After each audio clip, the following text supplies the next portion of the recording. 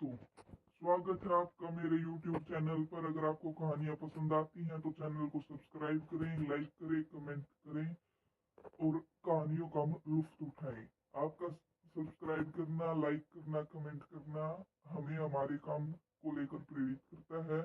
इसके लिए कृपया हमारे चैनल को सब्सक्राइब करें। आपका धन्यवाद। चवन असली परिवार। तो चलिए शुरू करते हैं नई कहानी।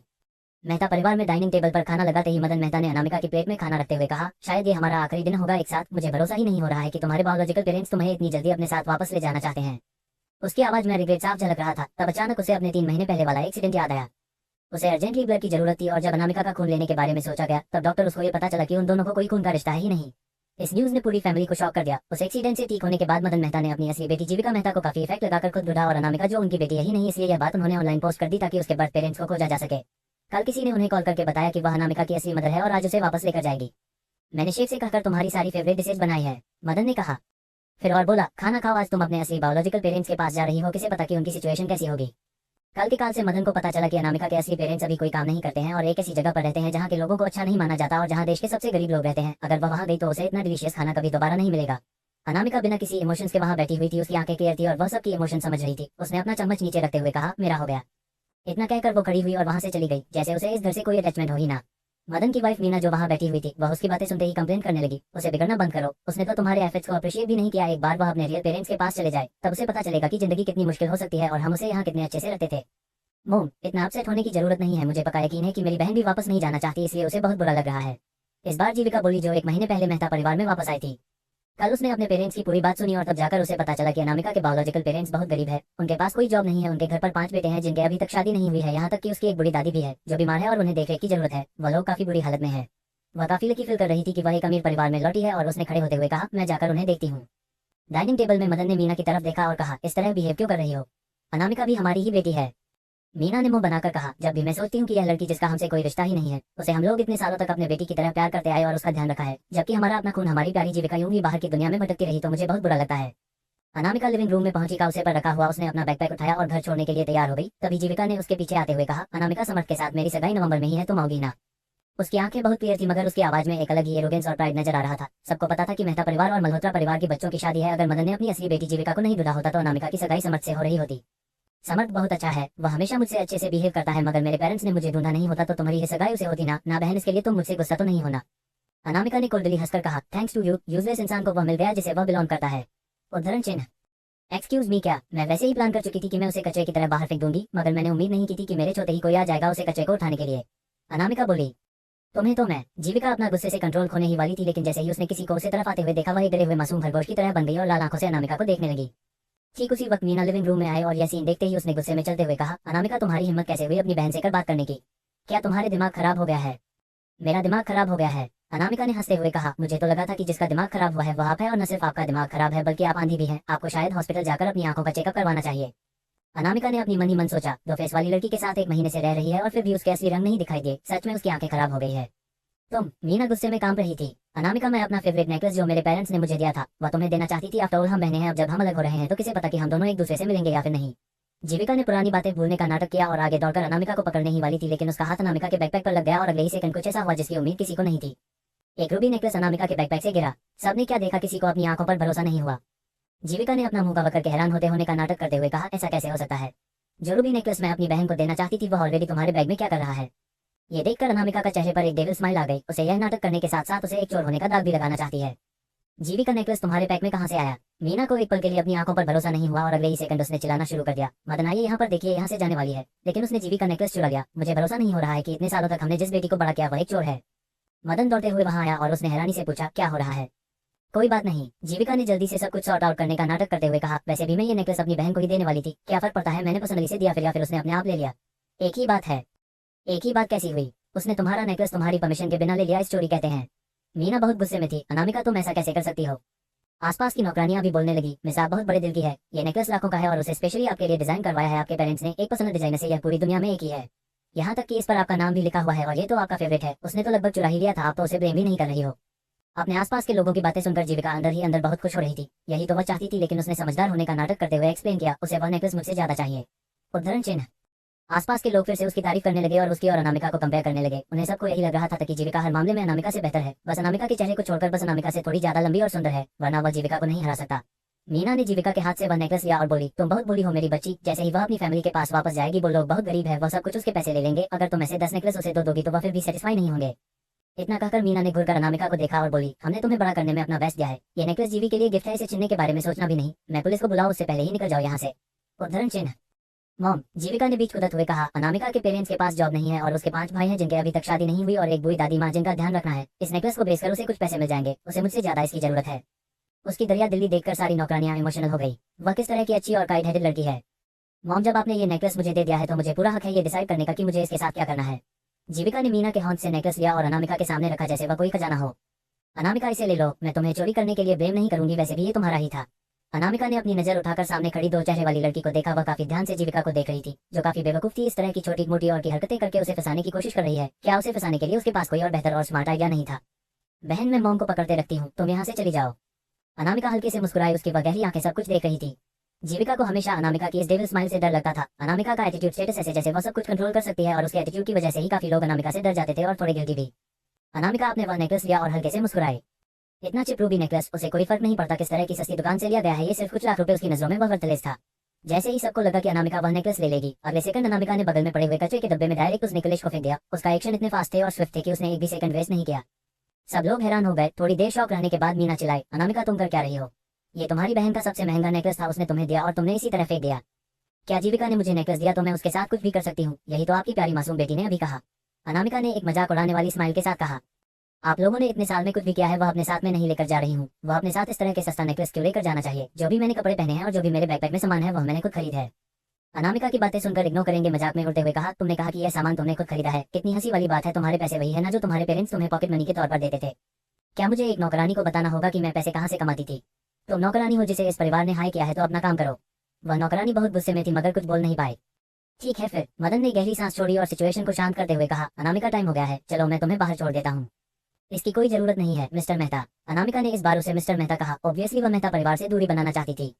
सर, क्या हमने इसके जाने से पहले इसका बैग नहीं चेक करना चाहिए? हो सकता है ये कुछ महंगी चीज चुरा कर ले जा रही हो। वह बकबक करने वाले नौकरानी अभी भी चुप नहीं बैठी और उसने मदन से कहा, छोड़ दो। मदन ने कहा, आफ्टर ऑल वह काफी अमीर था और अगर अनामिका कुछ महंगा उठाकर भी ले जाती है तो वह ये बात सबके सामने नहीं लाना चाहता था और बैग चेक करना इतना नीचा काम की वह ये बात नहीं करना चाहता था। अनामिका जब फ्रंट डोर के पास पहुंची अपने बैकपैक के साथ, उसे सामने एक ब्लैक कलर की रोल्स रॉयस खड़ी दिखाई दी। यह मामूली रोल्स रॉयस से थोड़ी अलग थी, न सिर्फ उसे पर डेंट थे बल्कि उसकी विंडशील्ड की हल्की टूटी हुई थी। ड्राइवर उस गाड़ी से थोड़ा कवर्डली बाहर आया, उसका ग्लास भी हल्का टूटा हुआ था। जैसे ही उसने अनामिका को दरवाजे के सामने देखा, वही पल के लिए जम गया। उनके सामने खड़ी लड़की की सुंदर आईब्रो, ब्राइट आंखें, लंबी नाक, एक चलती फिरती पड़ी थी, बिल्कुल उनकी मैडम की तरह जो यंग एज में ऐसे ही देखती थी। लेकिन ये लड़की उनकी मैडम से भी ज्यादा कॉन्फिडेंट और अट्रैक्टिव थी। Miss, I am sorry. उस ड्राइवर ने जल्दी से अनामिका के पास पहुंचकर माफी मांगते हुए कहा, जब मैं आ रहा था तो मेरी गाड़ी का एक्सीडेंट ट्रक से हो गया और टाइम पर डोज न करने की वजह से यह गाड़ी की हालत हो गई है। मुझे डर था कि आपको ज्यादा देर वेट करना है पर आप नाराज हो जाएंगे, इसलिए मैं घर जाकर गाड़ी बदल कर नहीं आया। मगर मैंने चेक किया है, गाड़ी बिल्कुल ठीक है, बस उसके ऊपर से ही बुरी दिख रही है। उस ड्राइवर की बातों से काफी कुछ रिवील हो गया। क्या ऐसा हो सकता है कि उसके पेरेंट्स अफवाह के अनुसार गरीब ना हो? वह लोग एक कार अफोर्ड कर सकते हैं, अगर वह गलती नहीं कर रही है तो एक कार एक कस्टमर रोल्स रॉयस है जो दुनिया में अपनी तरह की एक ही है और उसकी कीमत मिलियंस ऑफ डॉलर्स में है। अनामिका ने मुस्कुराकर पूछा, आपने मुझे मिस कहा? आप फैमिली की इकलौती बेटी है, आपकी 5 बड़े भाई हैं। ड्राइवर ने इतना कहा फिर जल्दी से आगे बोले, आई एम सॉरी, मैं अपने आप को इंट्रोड्यूस करना भूल गया। मैं महेश हूँ, आपकी फैमिली का ड्राइवर। तो उसकी फैमिली ने उसे लेने के लिए एक ड्राइवर को भी भेजा है। इसका मतलब है जितना मेहता परिवार ने उसके बायोलॉजिकल पेरेंट्स के बारे में बोला, उसके पेरेंट्स होते हैं भिखारी नहीं है। मिस, आपका लगेज कहाँ है? जब महेश ने अनामिका कंधे पर सिर्फ एक बैकपैक देखा तो उसने पूछा, क्या वह अंदर है? मैं आपकी मदद कर सकता हूँ। अनाहिता ने कहा, नहीं है, मेरे पास इतना ही सामान है। महेश ने जल्दी से हमें सर हिलाते हुए कहा, फिर तो आप गाड़ी के अंदर जाकर मेरा इंतजार कीजिए। मैं वो सारे गिफ्ट जो आपकी मॉम ने आपके पुराने पेरेंट्स को देने के लिए कहा था वह दे देता हूँ और आपका इतने सालों तक ध्यान रखने के लिए शुक्रिया कह देता हूँ। उसके बाद हम चलेंगे। इतना कहकर महेश ने जल्दी से जाकर गाड़ी का दरवाजा खोला अनामिका के बैठने के लिए, लेकिन अगले ही सेकंड गाड़ी का दरवाजा पूरी तरह से बाहर आ गया। उसे ट्रक में बहुत बुरी तरह से गाड़ी को इफेक्ट किया था। मेहता परिवार जो अभी अभी बाहर आया था, उसने पूरा सीन दिखा। जीविका सामने का सीन देखकर बहुत खुश हो गई और अपने आप से मन में सोचा, ये किस तरह का कचरा का ढेर है? क्या है वह दरवाजा किसी पेपर वगैरह का बना है? किस तरह का ड्राइवर है वह जो इस तरह के कचरे को ढेर कर चला रहा है? क्या अनामिका की असली फैमिली सच में इतनी गरीब है? मीना ने जब ड्राइवर को अनामिका को लेने के लिए आए हुए देखा तो उसे लगा कि क्या उसके पेरेंट्स में इतनी भी डिग्निटी नहीं है कि पहली बार अपनी बेटी को लेने के लिए खुद आए। लेकिन एक सेकंड, क्या उसके पेरेंट्स गरीब नहीं है? शायद उनके पास कोई गाड़ी भी नहीं होगी, इसलिए उन्होंने अपने किसी दोस्त को टूटी हुई कार में भेजो ताकि उन्हें उनकी बेइज्जती ना हो। वही मदन ने भी उसे ड्राइवर को देखा जिसने सूट पहना हुआ था, मगर उसका सूट पूरी तरह से खराब हो चुका था। उसके लुक्स को देखकर वह उनमें काफी बड़ा लग रहा था। वह अनामिका का भाई नहीं हो सकता। क्या वह अनामिका का फादर है? शायद उसने किसी बंगाल वाले से यह चलती फिरती गाड़ी ले ली ताकि शो ऑफ कर सके उसके पास भी गाड़ी है। लेकिन ये सच है कि वह बिल्कुल काम का नहीं है और ना ही उसे इतनी अमीर फैमिली के सामने ये नाटक करने की जरूरत है। भले ही गाड़ी के सामने रोल्स रॉयस का लोगो था, मगर मदन ने कभी भी अपनी जिंदगी में रोल्स रॉयस का यह मॉडल नहीं देखा था, इसलिए उसे लगा कि वह लोगो फेक होगा। चेटू क्रिटिकल पेशेंट।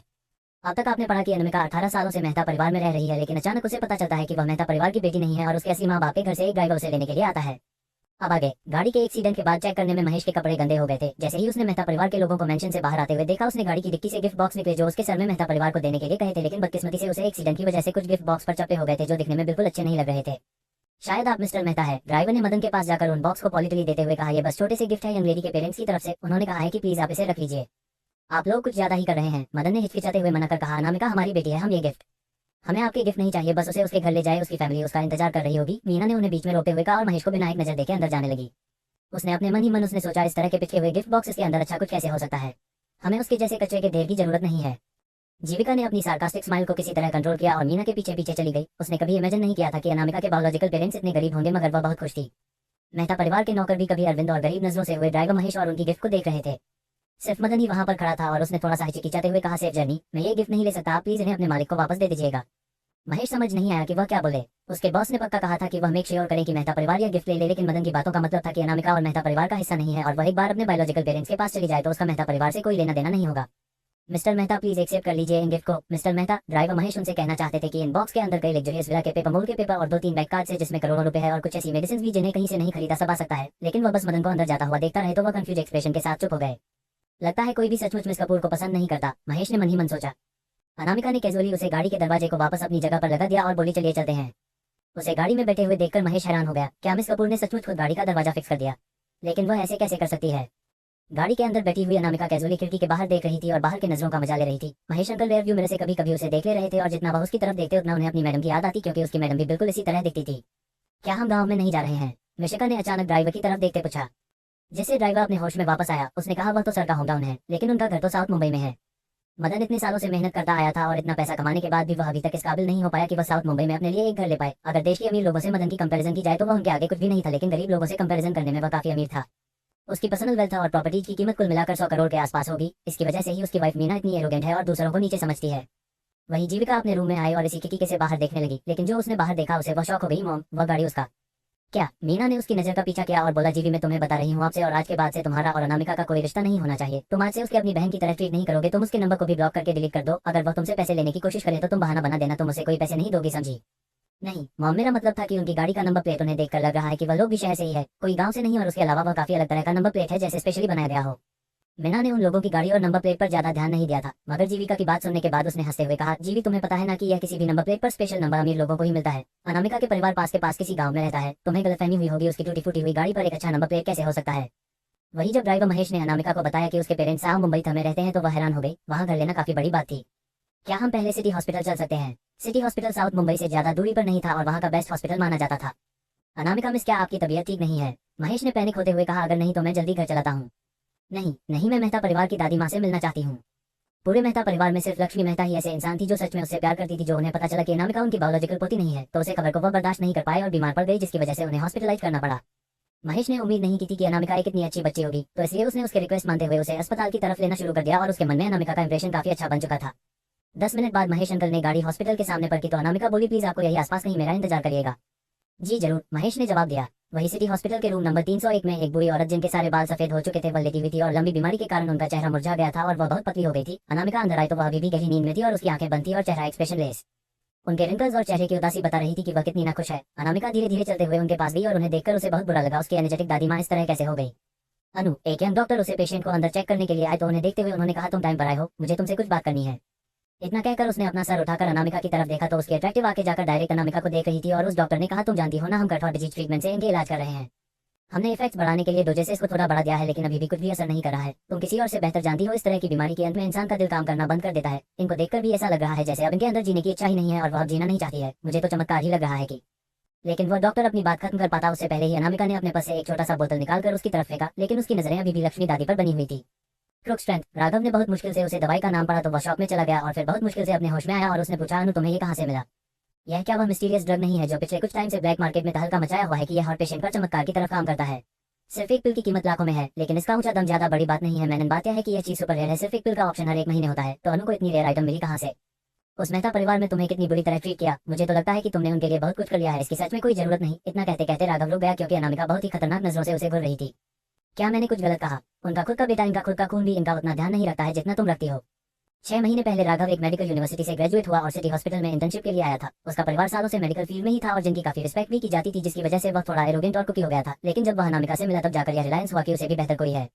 एक बार जब वह एक बहुत ही परिसर केस स्टडी कर रहा था तो वह कई रात तक सोया नहीं था उस केस को स्टडी करते हुए, लेकिन फिर भी उसे कोई सॉल्यूशन नहीं मिल रहा था। लेकिन अनामिका ने सिर्फ एक बार उसे फाइल को देखा और सिर्फ 5 मिनट के अंदर ही कुछ ही सेंटेंस में उसे एक बहुत अच्छा सॉल्यूशन बता दिया। एक बार और अनामिका ने सिर्फ ग्रेजुअली एक पेशेंट के चेस्ट एक्सरे और सीटी स्कैन को देखा और कह दिया कि उसे पेशेंट को लॉन्ग कैंसर है, जबकि इसका अंदाजा किसी ने नहीं लगाया था। ऐसे कई इंसिडेंट राघव और अनामिका के बीच में हो चुके थे और वह सबसे ज्यादा लक्ष्मी जी के इंसिडेंट को एडमियर करता था। तो क्योंकि एक औरत जो ऑलरेडी मौत की कगार पर है, अनामिका हर बार उसे मौत के मुंह से खींच कर ले आती है। अगर वह भी कोशिश करता तो वह लक्ष्मी जी को बचा नहीं पाता। अनामिका को देखकर लगता है कि वह सिर्फ एक हाई स्कूल स्टूडेंट है, लेकिन फिर भी वह हमेशा उसे शॉक करती रहती है, जिससे धीरे धीरे उसका एरोगेंस टूट कर बिखर चुका है। इन 6 महीने की इंटर्नशिप में राघव ने अनामिका के चमत्कारों के अलावा ये भी अपनी आंखों से देखा है कि मेहता परिवार उसे कितनी बुरी तरह निगलेक्ट कर देता है, जिससे राघव को बहुत बुरा लगता है और जल्दी वह दोनों दोस्त बन गए। वो जानता था कि लक्ष्मी जी के कंडीशन का सबसे बेस्ट सॉल्यूशन है हार्ट ट्रांसफर, लेकिन उनकी ओल्ड एज और हाई ब्लड प्रेशर की वजह से वह सर्जरी नहीं पाएंगे। अब अनामिका ने जब उन्हें ग्रुप स्ट्रेंथ दे दी है तो उसे उम्मीद है कि उनकी फिजिकल कंडीशन काफी इंप्रूव हो जाएगी, वरना वह किसी भी वक्त मर सकती थी। लेकिन मेहता परिवार में से किसी को भी इस बात की खबर तक नहीं थी। उन्हें बस यही लगता था कि अस्पताल के बिल भर देने से और लक्ष्मी जी को एक्सपेंसिव वार्ड में रख देने से उनके लिए जिम्मेदारी खत्म हो गई है। अगर मेहता परिवार कोई है इनका ध्यान रखना होता ना तो वह लोग पक्का इनके ऊपर कुछ लाख रुपए भी खर्च नहीं करते। ऑलराइट, इन पर अच्छे से नजर रखना। अनामिका ने अपनी लक्ष्मी दादी की तरफ देखा और प्यार से मुस्कुराकर बोली, दादी मुझे जाना होगा। वह यहाँ ज्यादा देर रह नहीं सकती थी। अगर लक्ष्मी दादी उठ गई और उन्होंने उसे देख लिया तो वह और उदास हो जाएंगी। अगर उनकी कंडीशन और बिगड़ गई तो हैंडल करना मुश्किल हो जाएगा। राघव ने उसे देखा और धीरे से बोला, मैं समझ गया, तुम चिंता मत करो।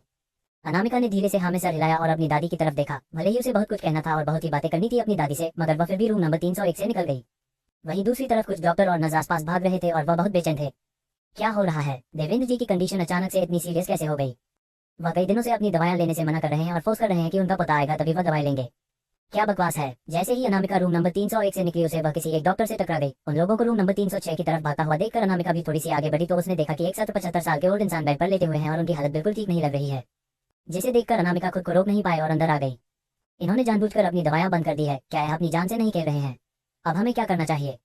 क्या हम उनकी फैमिली को बता दें? उनके फैमिली मेंबर्स और रास्ते में ही है। हमें उनके आने का इंतजार करना होगा और उन्हें डिसाइड करने देना होगा कि ऑपरेशन करना है या फिर नहीं।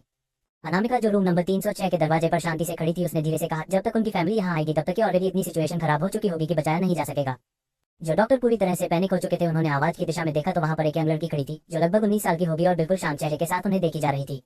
उसकी आंखें बिल्कुल ब्राइट और क्लियर और नजरें सख्त। छोटी बच्ची, तुम्हें क्या पता है? एक मेल डॉक्टर ने उसे देखते हुए कहा, क्योंकि उन्हें लगा कि एक बच्ची है। यह उनकी हालत बहुत सीरियस है। अगर हम श्योर होते तो हम अभी उन्हें बचा देते। वह लोग उनकी फैमिली का इंतजार सिर्फ इसलिए कर रहे थे क्योंकि उनके पास कोई ऑप्शन नहीं था। अनामिका ने एक आईब्रो उठाकर उन्हें देखा और कैजुअली पूछा, रोबोटिक हार्ट डिजीज, क्या यह इतनी सीरियस बात है? तुम इन्हें देखकर बता सकती हो कि नहीं कौन सी डिजीज है?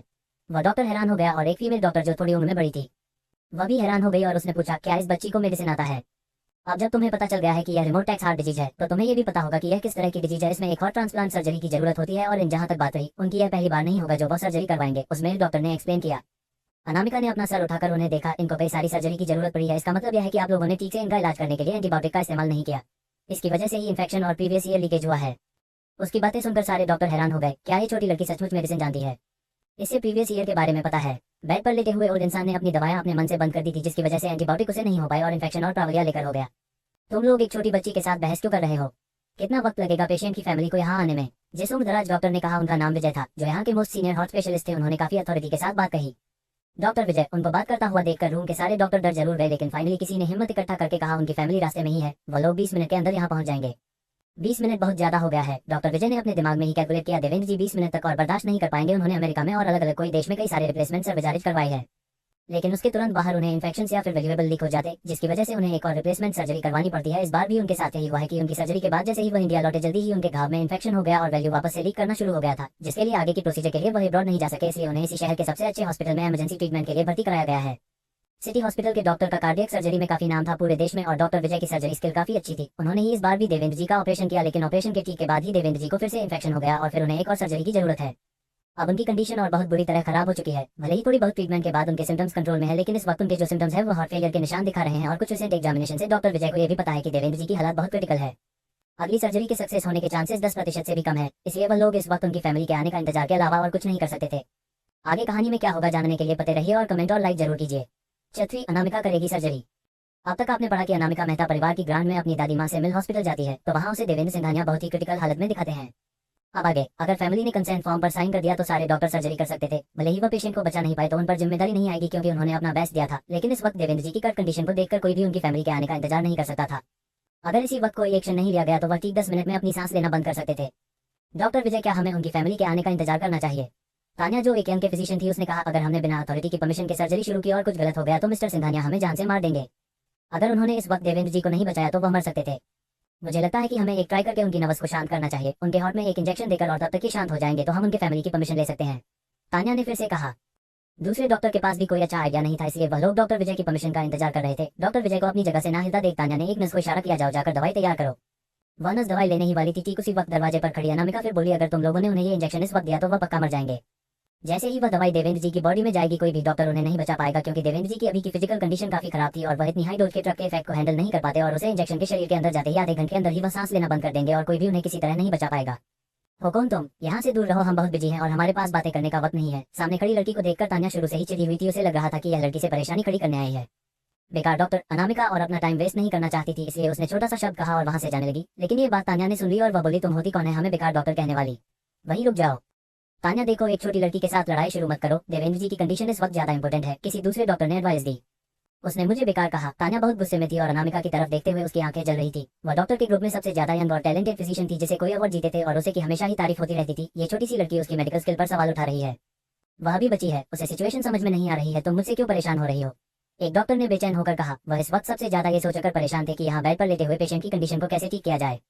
वह लोग इस पेशेंट को अस्पताल में मरने नहीं दे सकते थे क्योंकि अगर ऐसा हुआ तो यहाँ मौजूद हर एक इंसान की जान भी जाएगी। इस वक्त ना वह लोग ऑपरेशन कर सकते थे और ना ही उन्हें इसी तरह मरने के लिए छोड़ सकते थे। अभी सिर्फ एक ही ऑप्शन था, वह था या तो बेहोशी का इंजेक्शन या फिर हॉट शूटिंग इंजेक्शन।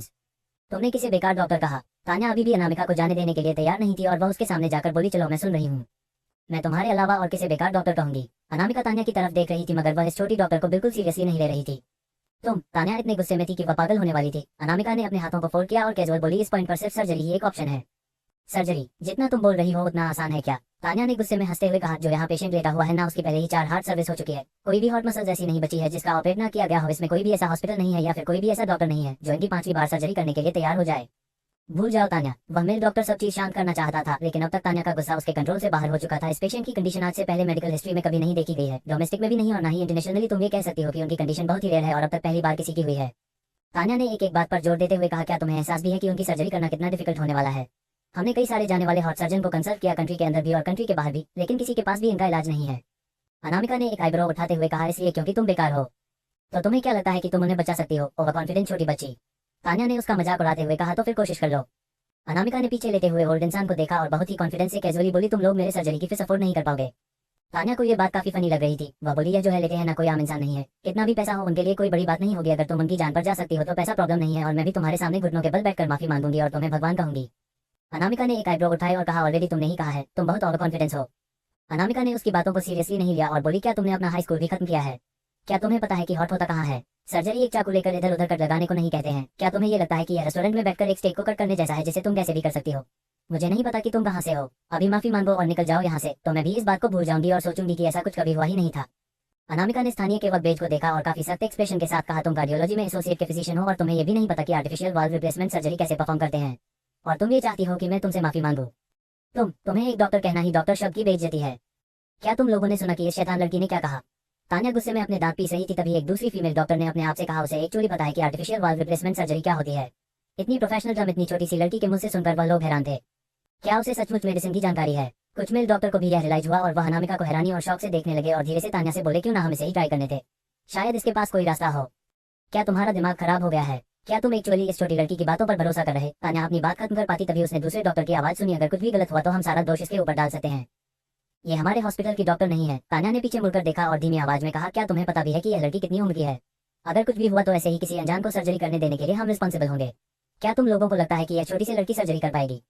फिर उसने मुड़कर अनामिका को देखा और बहुत ही गुस्से में बोली, अगर इसे सचमुच इस चीज की कोई नॉलेज होती तो अब तक फेमस हो चुकी होती और वह इस जगह को चला रही होती। क्या हमारी इस जगह पर होने की जरूरत भी होती? एक मेल डॉक्टर ने हेल्पलेस होकर कहा, मगर इस वक्त हमारे पास कोई बेटर ऑप्शन भी नहीं है। हो सक्सेसफुल भी हो सकती है। एक फीमेल डायरेक्टर ने केयरफुल सजेशन दिया, हमें डॉक्टर राघव से उनके ओपिनियन के बारे में पूछना चाहिए। पूरे अस्पताल में डॉक्टर राघव एक बहुत ही ब्रिलियंट डॉक्टर माना जाता था, लेकिन डॉक्टर राघव हमेशा अपने मन की करते हैं और देवेंद्र जी उनके पेशेंट नहीं है तो वह हमारी मदद के लिए अपनी एक उंगली भी नहीं उठाएंगे। तान्या भी यह बात बहुत अच्छे से जानती थी, इसलिए वह डॉक्टर राघव के पास कभी मदद के लिए नहीं जाती थी। डॉक्टर राघव बहुत गुस्से वाले थे और अगर उन्हें गुस्सा आ जाए तो वह किसी के पास सामने किसी के भी बिना कोई परवाह किए बेइज्जती कर सकते थे। अब हमें क्या करना चाहिए? उन सारे डॉक्टर की आवाज ज्यादा भारी नहीं थी, मगर वार्ड के बाहर कुछ लोग इकट्ठा होने लगे थे और आपस में बातें करने लगे थे। डॉक्टर विजय को डर था कि यह सब कॉम्प्लिकेटेड हो जाएगा, इसलिए उसने एडवाइस अनामिका को कहा, मिस ये ऑपरेशन बहुत ही सीरियसली कॉम्प्लिकेटेड है। मेरे जैसा एक्सपोर्ट प्रोफेसर जिसके पास कई सालों एक्सपीरियंस है वह भी सक्सेस की गारंटी नहीं दे सकता। देवेंद्र जी की कर्क कंडीशन को जीनियस डॉक्टर मीक के अलावा कोई भी उन्हें इस ऑपरेशन में जिंदा नहीं बचा सकता। ऐसी बात नहीं है कि हम ऑपरेशन करना नहीं चाहते, बस बात यह है कि हम उसके काबिल नहीं है, इसलिए हम मदद नहीं कर पाएंगे। उस पेशेंट को बेसिक इंजेक्शन देना और थोड़ी देर के लिए शांत करना ही इस वक्त कर सकते हैं, जब तक उनकी फैमिली जाकर कंसेंट फॉर्म पर साइन न कर दे, तब जाकर हम उनके ट्रीटमेंट पर फोकस कर पाएंगे। यहाँ पर खड़ा हर एक डॉक्टर मिस्टर सिंघानिया के इन्फ्लुएंस से डरा हुआ था। वह लोग बिना उसकी मर्जी के देवेंद्र जी को उंगली तक नहीं हिला सकते थे। क्या आपने कहा कि यह सक्सेसफुल सर्जरी हो जाने पर पैसे मिलेंगे? अनामिका ने अचानक पूछा। हाँ, डॉक्टर विजय थोड़ा हैरान हुए, लेकिन उन्होंने जल्दी जवाब दिया, ऑफ कोर्स कोई फर्क नहीं पड़ता कि देवेंद्र जी को कौन बचाएगा, लेकिन अगर वह सेफ होते हैं तो पैसों की कोई भी प्रॉब्लम नहीं थी। अनामिका ने मेहता परिवार के लिए अपनी स्किल की मदद से बहुत सारा पैसा कमाया था, मगर वह सब कुछ मेहता परिवार के पॉकेट में चला गया और उसके ऊपर से लक्ष्मी दादी के मेडिकल फीस, जिसकी वजह से अनामिका ने लगभग अपनी सारी सेविंग्स खत्म कर दी थी। अगर वह इस छोटी सी सर्जरी से पैसे कमा सकती है तो यह एक बहुत अच्छा आइडिया होगा। डॉक्टर विजय ने अनामिका की उन चमकते हुए आंखों में कॉन्फिडेंस देखा और उसका ऑरा भी बहुत स्ट्रॉन्ग था, इसलिए वह खुद को रोक नहीं पाए और उन्होंने पूछा, तुम सचमुच मेडिसिन जानती हो? अनामिका ने मुस्कुराकर कहा, स्काल्पेल हैंडल करना कोई बड़ी बात नहीं है। आप इन्हें कैसे बचने के बारे में सोच रही हो? ऑफ कोर्स एक हॉट बेसल रिप्लेसमेंट सर्जरी परफॉर्म करके, मगर मुझे अपने असिस्टेंट के तौर पर डॉक्टर राघव चाहिए होंगे। ये सुनकर तान्या बोली, तुम्हें लगता क्या है कि तुम हो कौन? तुम्हें पता भी है कि डॉक्टर राघव है कौन? हम उन्हें यहाँ एक बार मदद के लिए बुला सकते हैं, लेकिन वह तुम्हारे असिस्टेंट बनेंगे। अगर ऐसा हुआ ना तो मैं इंसान नहीं पंछी हूँ जो हवा में उड़ूंगी।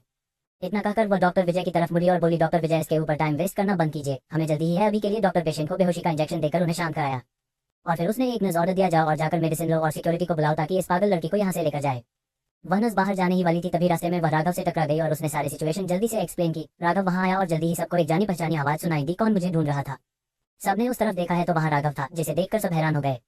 एक नर्स राघव को यहाँ लेकर कैसे आए? डॉक्टर राघव जो बड़े बड़े पर सीनियर डॉक्टर की एक बात नहीं सुनते थे, वह यहाँ एक नर्स को बुलाने पर कैसे आ गए? डॉक्टर राघव, आप बिल्कुल सही वक्त आए हैं। तान्या ने इस मौके का फायदा अनामिका को इम्प्रेस करने के लिए उठाना चाहा। इस लड़की में बहुत हिम्मत है, ये चाहती है कि आप इसके असिस्टेंट बने। ये सुनकर राघव ने अनामिका की तरफ देखा जो वही खड़ी थी और उसके चेहरे पर कोई एक्सप्रेशन नहीं थे, जैसे किसी की भी बातों से उसे कोई फर्क ना पड़ता हो। उसने घुरकर तान्या को देखा, साफ था कि उसे तान्या के बाद बिल्कुल पसंद नहीं आया और उसने तान्या को इग्नोर करते हुए बाकी सबसे पूछा, यहाँ हो क्या रहा है? लेकिन बाकी कुछ बोलते उससे पहले ही तान्या ने जल्दी जल्दी सिचुएशन एक्सप्लेन करना शुरू कर दिया और जानबूझकर वह हल्का हल्का मुस्कुरा रही थी और आखिर में उसने अपने बाल कान के पीछे किया ताकि उसका सुंदर चेहरा राघव को अपनी तरफ अट्रैक्ट कर पाए। आखिर में वह बोली, मैंने आज से पहले ऐसा केस कभी नहीं देखा, ना इस देश में और नहीं अब्रॉड में, तो हम किस चीज का इंतजार कर रहे हैं? अनामिका के लिए राघव ने यह मुश्किल काम ले लिया और बिना एक्सप्रेशन के बोला, ऑपरेशन के लिए तैयार हो जाए। डॉक्टर राघव, आप इस बेवकूफ लड़की की तरह जल्दबाजी में फैसला कैसे ले सकते हैं? तान्या डॉक्टर राघव के फैसले से हैरान हो गई और बोली, इस वक्त ऑपरेशन करना मतलब सक्सेस रेट 10% से भी कम है और वह जो पेशेंट है जो काफी इन्फ्लेशन है, अगर उनके साथ कुछ गलत हुआ तो हम उसकी रिस्पॉन्सिबिलिटी हैंडल नहीं कर पाएंगे। राघव के चेहरे पर कोई एक्सप्रेशन नहीं थे और वह बोला, अगर कुछ भी हुआ तो तुम्हें चिंता करने की जरूरत नहीं है डॉक्टर राघव, मैं जिम्मेदारी लूंगा। सारे डॉक्टर हैरान हो गए, क्या डॉक्टर राघव अनामिका जैसी छोटी सी लड़की के साथ जिम्मेदारी लेने के लिए तैयार है? उनसे बिना कुछ कहे राघव ने अनामिका की तरफ देखा और बोला, मेरे साथ आओ। इतना कहकर वह अनामिका को ऑपरेशन रूम में ले जाने लगा। अनामिका जब तान्या के पास से गुजरी तो उसने मुस्कुरा कर कहा, क्या तूने नहीं कहा था कि अगर डॉक्टर राघव मेरी असिस्टेंट बनने के लिए तैयार हो गए तो तुम पंछी की तरह उड़ोगी? चलो उड़कर दिखाओ। तुम सच ये था कि उसने सचमुच ये बात कही थी, लेकिन उसने कभी नहीं सोचा था कि डॉक्टर राघव जैसा एरोगेंट इंसान अनामिका का असिस्टेंट बनने के लिए मान जाएगा। वह इतना एरोगेंट है, लेकिन अचानक से उसने अपना एटीट्यूड क्यों बदल दिया? क्या वह अनामिका की खूबसूरती में पागल हो गया है? तभी अनामिका ने मुस्कुराकर जवाब दिया, भूलना मत जो तुमने कहा था। मैंने क्या कहा था? अचानक तान्या को याद आया कि उसने कहा था कि अगर तुमने देवेंद्र जी को बचा लिया तो मैं तुम्हारे सामने घुटनों के बल बैठकर तुम्हें गॉड कहूंगी, मगर मुझे डाउट है कि तुम्हारे अंदर इतनी एबिलिटी नहीं है और अगर पेशेंट को तुमने मार दिया तो उसके जिम्मेदार हम नहीं होंगे। अनामिका हंसी और उसकी खूबसूरत आंखें कॉन्फिडेंस से चमक रही थी। वह बोली, तुम मुझे भगवान कहोगी, मगर मुझे तुम जैसा वक्त नहीं चाहिए, तुम घुटने पर बैठना मत भूलना। इतना कहकर अनामिका राघव के साथ चली गई। उसे जाते हुए देखकर तान्या और तेजी से चलाई, अगर तुमने देवेंद्र जी को बचा लिया तो मैं डिप्टी डायरेक्टर के पोस्ट रिजाइन कर दूंगी। और फिर उसने अपने बैच की तरफ इशारा करते हुए कहा, देखते हैं तुम्हारे अंदर एबिलिटी है या नहीं जीतने की। जब आगे चल रहे राघव ने ये सारी बातें सुनी तो उसने आराम से अनामिका से पूछा, तुमने उसके साथ बहस क्यों शुरू की? वह काफी एरोगेंट है। ये बात बिल्कुल सही थी कि तान्या को यह बात पता लगने का वक्त आ गया था कि दुनिया में कोई उससे भी बेहतर है। देवेंद्र जी को दोनों ऑपरेशन रूम में ले गई और वहां पर कुछ डॉक्टर ही वार्ड में बच गए। वह सारे लोग पागल हो गए हैं। देवेंद्र जी की कंडीशन कितनी खराब है और उनका ऑपरेशन नहीं किया जा सकता। मुझे लगता है डॉक्टर राघव बहुत यंग है और उन्हें ये पता नहीं है कि ऑपरेशन फेल होने और देवेंद्र जी की मौत का क्या अंजाम होगा। ये सिर्फ रिपीटेशन और करियर की बात नहीं है। अगर कुछ भी गलत हुआ तो उन सब की लाइफ खतरे में पड़ जाएगी। डॉक्टर विजय, क्या हम सीरियसली इस सब को नहीं रोकने वाले हैं? हम किसी पेशेंट की लाइफ खतरे में नहीं डाल सकते। हम कैसे देवेंद्र सिंघानिया जैसे हाई स्टेटस वाले इंसान की जिंदगी के साथ रिस्क लेने दे सकते हैं उन्हें? डॉक्टर विजय, आपको कुछ कहना होगा। हाँ, हमें अभी के अभी उन्हें रोकना होगा, हमारे पास अभी भी वक्त है। वहीं फीमेल डायरेक्टर, जिसमें थोड़ी सी उम्मीद थी, वह बोली, डॉक्टर राघव एक मेडिकल जीनियस उसके परिवार से आते हैं। भले ही वह अभी तक कोई इंटरनेशनल नाम नहीं बना पाए हैं, मगर फिर भी उनके आसपास होने की वजह से मिरेकल हो सकता है। एक मेल डॉक्टर को भी थोड़ी बहुत उम्मीद थी। वह भी बोले, डॉक्टर राघव को भी हम लोग जानते हैं कि उन्होंने अपने एमबीबीएस करियर के दौरान ही कितने सारे ऐसे केस हैंडल किया है। उनके आसपास होने पर मिरेकल हो सकता है। तुम लोग गलत सोच रहे हो। वह ऑपरेशन में सिर्फ उसे छोटी सी लड़की के असिस्टेंट हो गए। वह लड़की सर्जरी करेगी। वह सिर्फ एक बच्ची है, मेडिकल फील्ड के बारे में कैसे कुछ जान सकती है। डॉक्टर भास्कर ने हल्के गुस्से में कहा। डॉक्टर विजय कुछ कहिए। डॉक्टर भास्कर आपको किस चीज की चिंता है। डॉक्टर राघव ने कहा तो है कि अगर कुछ भी गलत हुआ तो वह सारी जिम्मेदारी ले लेंगे। मगर जो पेशेंट है वह देवांश सिंघानिया के दादाजी है। अगर सर्जरी फेल हुई तो देवांश सिंघानिया हमें भी सजा देंगे, इसलिए क्योंकि हमने उन डॉक्टर को उनके दादाजी का ऑपरेशन करने से रोक नहीं। तो फिर हम ये कह देंगे कि डॉक्टर राघव ही जबरदस्ती ऑपरेशन करना चाहते थे और हम उन्हें रोक नहीं पाए। तान्या ने डिसाइड किया। आफ्टर ऑल डॉक्टर राघव ही थे जो उस यंग लड़की के साथ रिस्क लेने के लिए तैयार हुए थे। वह उसे लड़की को देवेंद्र जी की असली आइडेंटिटी के बारे में कोई आइडिया नहीं है। अगर उसे पता होता तो वह पाक का इतनी हिम्मत नहीं करती। वह कैसे हिम्मत कर सकती थी अपनी जान से खेलने की। आगे कहानी में क्या होगा जानने के लिए पढ़ते रहिए और कमेंट वाला जरूर कीजिए। चफोर ऑपरेशन सक्सेसफुल। अब तक आपने पढ़ा कि अनामिका देवेंद्र जी का गलत इलाज करने से डॉक्टर उसको रोक देती है और कुछ पैसे कमाने के लिए सर्जरी करने के लिए भी तैयार हो जाती है और राघव उसे असिस्ट करने वाला होता है। अब आगे डॉक्टर विजय ने फाइनली शांति तोड़ते हुए कहा, जाकर देखते हैं कि वह पेशेंट को कैसे हैंडल करती है। इतना कहकर डॉक्टर विजय वहां से जाने लगे तो बहुत सारे डॉक्टर उनके पीछे पीछे जाते हो बोले, डॉक्टर विजय आपसे खड़े होकर देख नहीं सकते हैं, हमें मिस्टर सिंघानिया के आने से पहले कुछ करना होगा। तान्या ने एक नर्स की तरफ देखा और कहा, ऑपरेशन रूम के अंदर जितने भी कैमरा से उन्हें ऑन कर दो। मैं हर चीज रिकॉर्ड करना चाहती हूँ और उसके अलावा उसे लड़की को सबके सामने बेइज्जत होता हुआ देखना काफी मजेदार होगा। जल्दी ही पूरे अस्पताल में यह बात फैल गई कि इससे एक बहुत ही भारी और मुश्किल सर्जरी एक हाई स्कूल की स्टूडेंट करने वाली है और बाकी सारे डॉक्टर देखने वाले हैं। लेकिन एक यंग लड़की जिसने अभी तक कॉलेज में कदम भी नहीं रखता है, वह एक ऐसा केस कैसे हैंडल कर सकती है जिसे डॉक्टर विजय इतने सालों के एक्सपीरियंस भी नहीं कर पाए। यह एक मजाक ही था। वही अनामिका ने अपना सर्जिकल गाउन पहना और ऑपरेशन रूम में जाने के लिए तैयार हो गई। तभी तान्या ने उसके पास आते हुए कहा, बस तुम्हें बता देना चाहती हूँ कि उस पेशेंट की पिछली सर्जरी में पहले केटीएम डैमेज हो गई है और उनका हार्ट पार्टिकुलर उनके सीरम पर टिका हुआ है। अगर तुम ऑपरेशन के दौरान केयरफुल नहीं रही तो तुम उनके हार्ट को कट कर दोगी और उन्हें मार दोगी। उसके बाद तुम्हारा खेल खत्म। मैं तुम्हारी तरह नहीं हूँ, अनामिका ने बहुत ही कुल्ली जवाब दिया। उसकी खूबसूरत आंखें चमक रही थी। मैं इतनी छोटी छोटी बेवकूफियां नहीं करती। गुस्से में तान्या पर पटकते हुए वहां से जाने लगी और अपने आप से बोली, मैं देखना चाहूंगी कि तुम कैसे पहले ही कट में मिस्टेक करोगी। वहीं दूसरी तरफ ऑब्जर्वेशन रूम डॉक्टर से भरा हुआ था और सब लोग एक यंग लड़की को सर्जरी के लिए आता हुआ देखकर हैरान थे। डॉक्टर विजय, ये लड़की आई कहाँ से है? क्या आप सचमुच उसे यह हरकत करने देंगे? इसे देखकर लगता है कि वह अभी तक कॉलेज में भी नहीं होगी और वह जो पेशेंट है वह मिस्टर सिंघानिया के दादाजी हैं। अगर उन्हें कुछ भी हो गया तो हम सब मारे जाएंगे।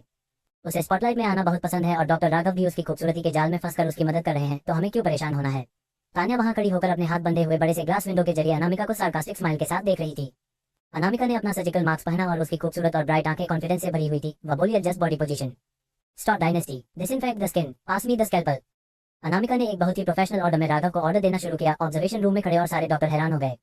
क्या इसे पता भी है वह क्या कर रही है? वह बिल्कुल सही सेटअप फॉलो कर रही है। क्या वह सचमुच देवेंद्र जी को बचा सकती है?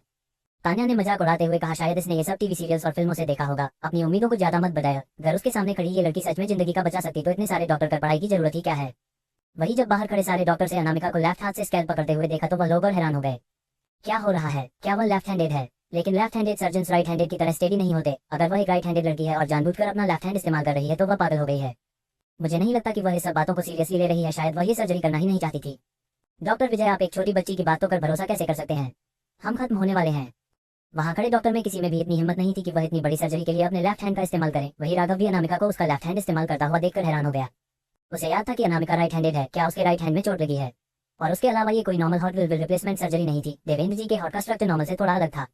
लेकिन अनामिका ने पहले सेक्शन विद किसी हिचकिचाहट के किया, जिससे सब लोग शॉक हो गए। कोई एक्सपीरियंस सर्जन भी ऐसे करने की हिम्मत नहीं कर सकते। ये सब करते हुए एक छोटी सी लड़की इतनी शांत और कंपोस्ट कैसे हो सकती है? मुझे अपनी आंखों पर भरोसा नहीं हो रहा है। उसका पहला कट बिल्कुल एग्जाम जगह पर भी था। वह फास्ट, स्टेडी और रुतलेस है। यहाँ तक कि तान्या भी हैरान थी और वह बोली, ऐसा कैसे पॉसिबल हो सकता है? अनामिका ऐसा कैसे कर सकती है?